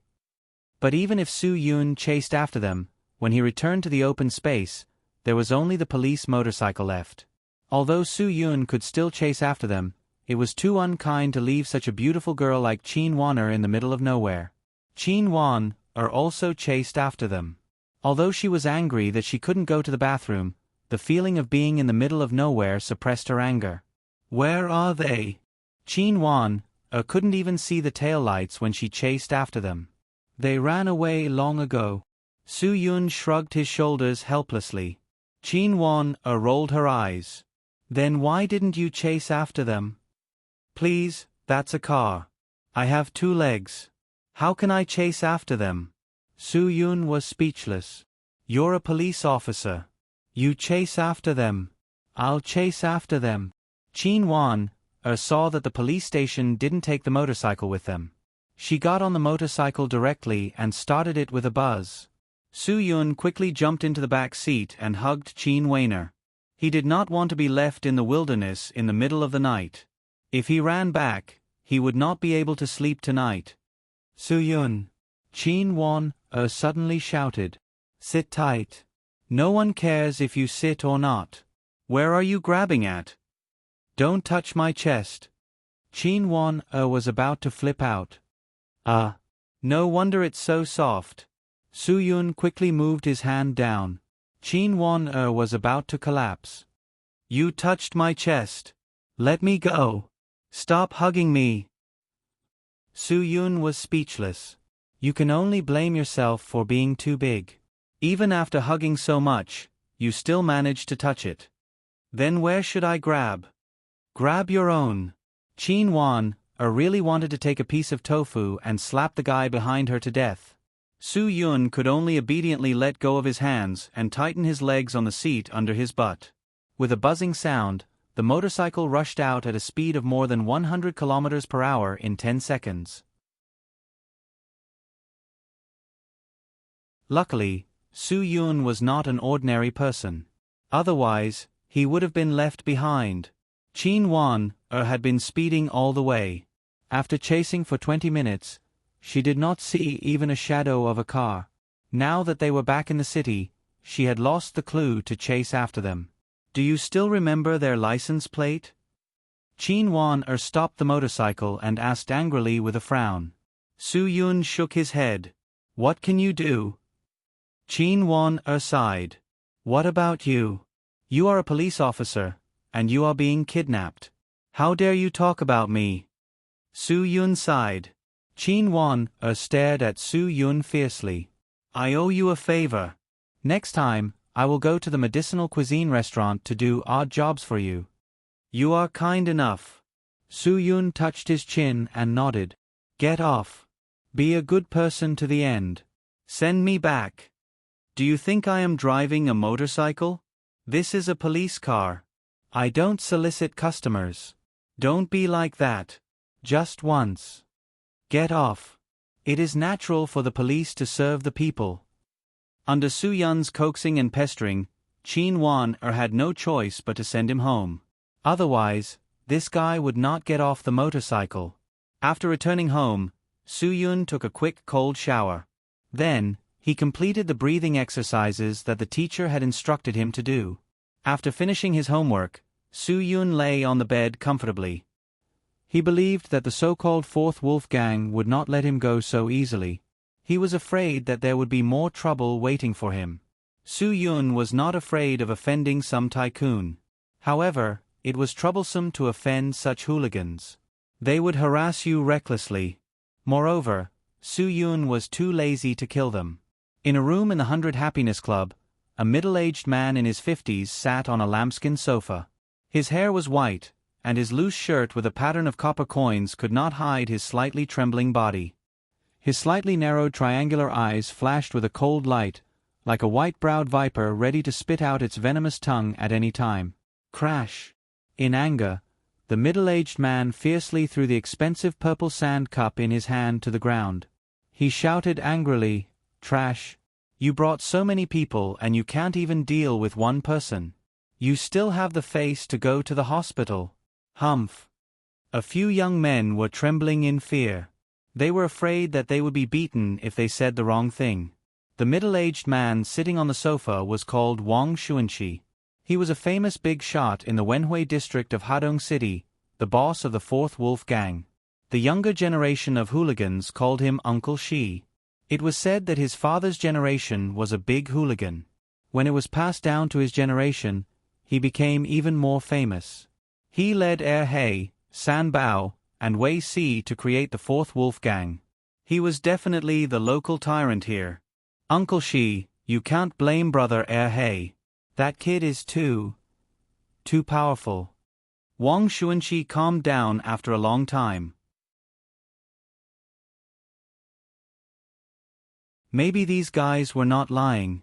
After all, He was his right-hand man. He could fight, was ruthless, and was loyal to him. This time, he might have met his match. If the other party was a group, maybe Wang Xuanqi would not be so angry. Because the other party was alone. One person. In the afternoon, Wei Si brought more than 30 underlings to smash the place. That night, He and more than 20 brothers in the casino who could fight were all defeated by one person. Now, even He was defeated by him. Who the hell was that kid? Could it be that he was from the underground world? Wang Xuanqi had seen a fierce person before, but that person was an expert in the underground world that he could not reach. That person was like a beast in his eyes. He also had a terrifying nickname, Mountain Cat. If this kid was really a fierce person from the underground world, then it was impossible for him to work in a small medicinal cuisine restaurant. Therefore, Wang Xuanqi quickly rejected this idea. Since he was not a fierce person from the underground world, then he had nothing to be afraid of. This kid was quite capable. If he could not be used by the Fourth Wolf Gang, then Wang Xuanqi would naturally choose to nip him in the bud. How is He now? Is the burn serious? Wang Xuanqi tried to calm himself down. The underling's head was like a chicken pecking rice. Yes. Such a big pot of hot pot soup. It's boiling hot. Brother He's skin and flesh are probably cooked. Wang Xuanqi heard this and took a deep breath. I told him to do something and he pretended to eat hot pot. Serves him right. However, He was his right-hand man in the underworld. After venting his anger, Wang Xuanqi decided to take a look. Let's go.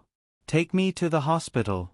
In the hospital, He's arms, thighs, waist, chest, and even his face were wrapped in white bandages. Not a single drop of hot pot soup was wasted. It was all spilled on his body. He was yelling at the nurse who was applying medicine. At this time, Wang Xuanqi pushed open the door and walked in. He waved his hand at the nurse. You can leave first. When the nurse heard this, she quickly ran out. Treating patients like scouts was simply torture. Boss, why are you here? He was stunned. He endured the pain and struggled to sit up. I'm sorry, boss. Forget it. Wang Xuanqi waved his hand. Although he was not in the mood, he did not blame him. It's already happened. This page is over. Take care of yourself. Don't think too much. He's heart was filled with warmth. Then, he gritted his teeth and promised, Boss, the first thing I'll do when I'm discharged from a hospital is chop that bastard into pieces. Wang Xuanqi smiled coldly. He knew very well that these words were spoken out of anger. Today, He had been beaten up like this. There was definitely a huge difference in strength between them. Wang Xuanqi knew that throwing an egg against a rock was asking for trouble. Seeing Wang Xuanqi's extremely shrewd smile, He's heart calmed down. Although he did not want to admit it, he had to admit that he was definitely not a match for this person. The huge difference in strength had seriously damaged his arrogant self-confidence. Take care of yourself. Wang Xuanqi saw that He's injuries were only superficial burns and relaxed. He got up and left the room. Just as Wang Xuanqi was about to leave the room, He forced himself to sit up. Although the tearing pain all over his body was unbearable, he still persevered and straightened his body. Boss, when I'm discharged from a hospital, I'll take a gun and kill him. You're not young anymore. Think before you do anything. Wang Xuanqi said. Guns are not something to joke about. Huaxia is Huaxia after all. Although there are a few young people who are very brave and can get promoted with a gun in their hands, how many of these people have not been arrested and sent to prison? He lowered his head and did not speak. The reason why I, Wang Xuanqi, was able to live in Hadong City for so many years was because of stability. If you want to get rid of someone, there are many other ways besides using violence. Wang Xuanqi smiled slightly, his face sinister.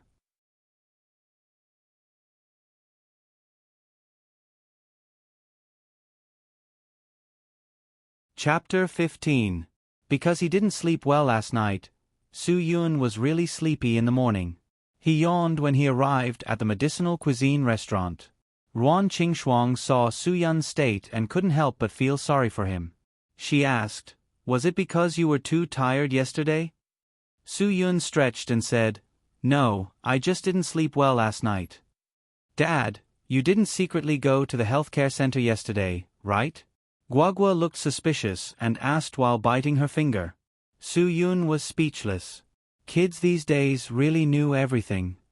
"Healthcare, my ass." Ruan Qingshuang looked at the time and quickly changed the topic. "The morning bus to the vegetable wholesale market is about to depart. Let's go quickly. If Guagua still wants a stuffed rabbit toy, be obedient. I promise I won't mention Daddy's healthcare center again." Guagua quickly covered her mouth with both hands. Ruan Qingshuang helplessly shook her head. Su Yun's face darkened. "Damn, I really didn't do it." Hadong Vegetable Wholesale Market was a large-scale food wholesale market. Whether it was fruits, vegetables, or dried seafood, there was everything. Su Yun carried Guagua and Ruan Qingshuang and walked around for more than 2 hours. They finally negotiated with 2 wholesalers who could guarantee a fair price for fresh vegetables and fresh meat.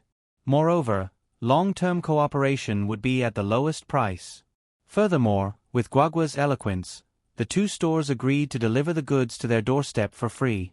After all, there was probably no one who could resist Guagua's tearful pleading.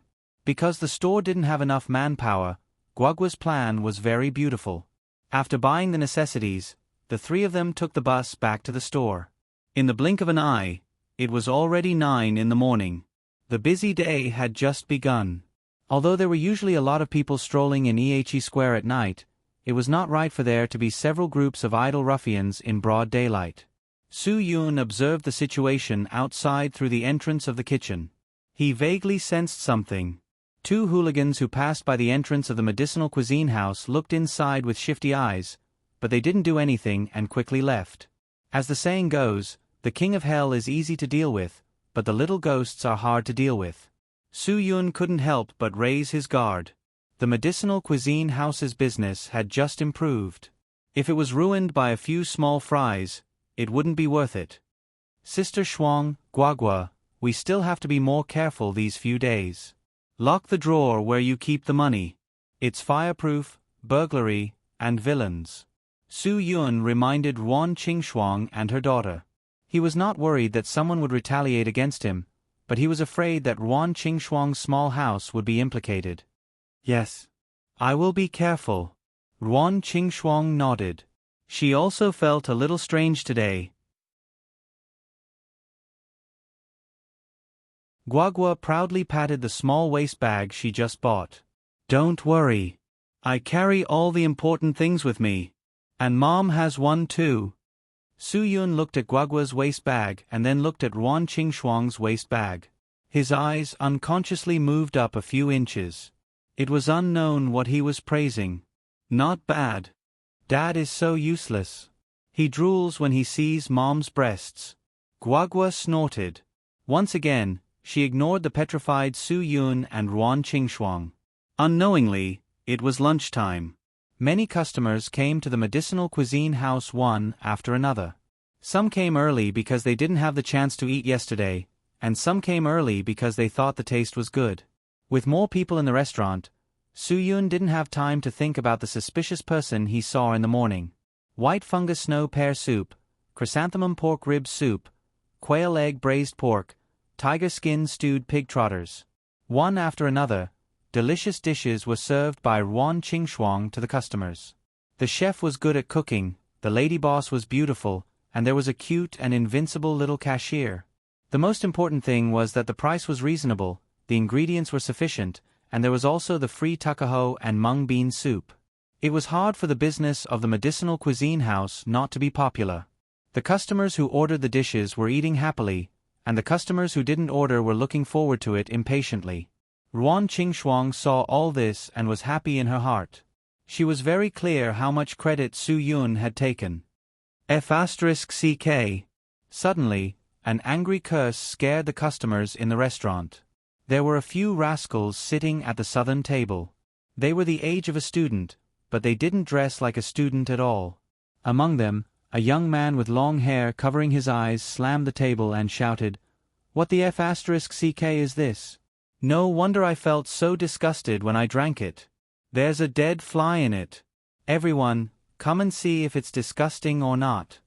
The man with the buzz cut next to him also stood up and shouted, "Disgusting, 2F***king disgusting. How can we eat it? It's not worth it to poison people to death." Ruan Qingxuang frowned when she saw this. She walked forward quickly and saw a dead fly in the takaho and mung bean soup in front of the man. She said with a look of disbelief, This is impossible. Our kitchen is very clean. We definitely won't make such a mistake." "Clean?" The young man with the long hair covering his eyes glared fiercely at Ruan Qingxuang. "Lady boss, what do you mean by this? Are you saying that we deliberately took a dead fly to extort you?" The man with the buzz cut shouted, "Black shop. Black shop. You're making a false accusation after eating a fly. This fly is obviously fried in the pot. You can't say that we fried it ourselves before bringing it over, right?"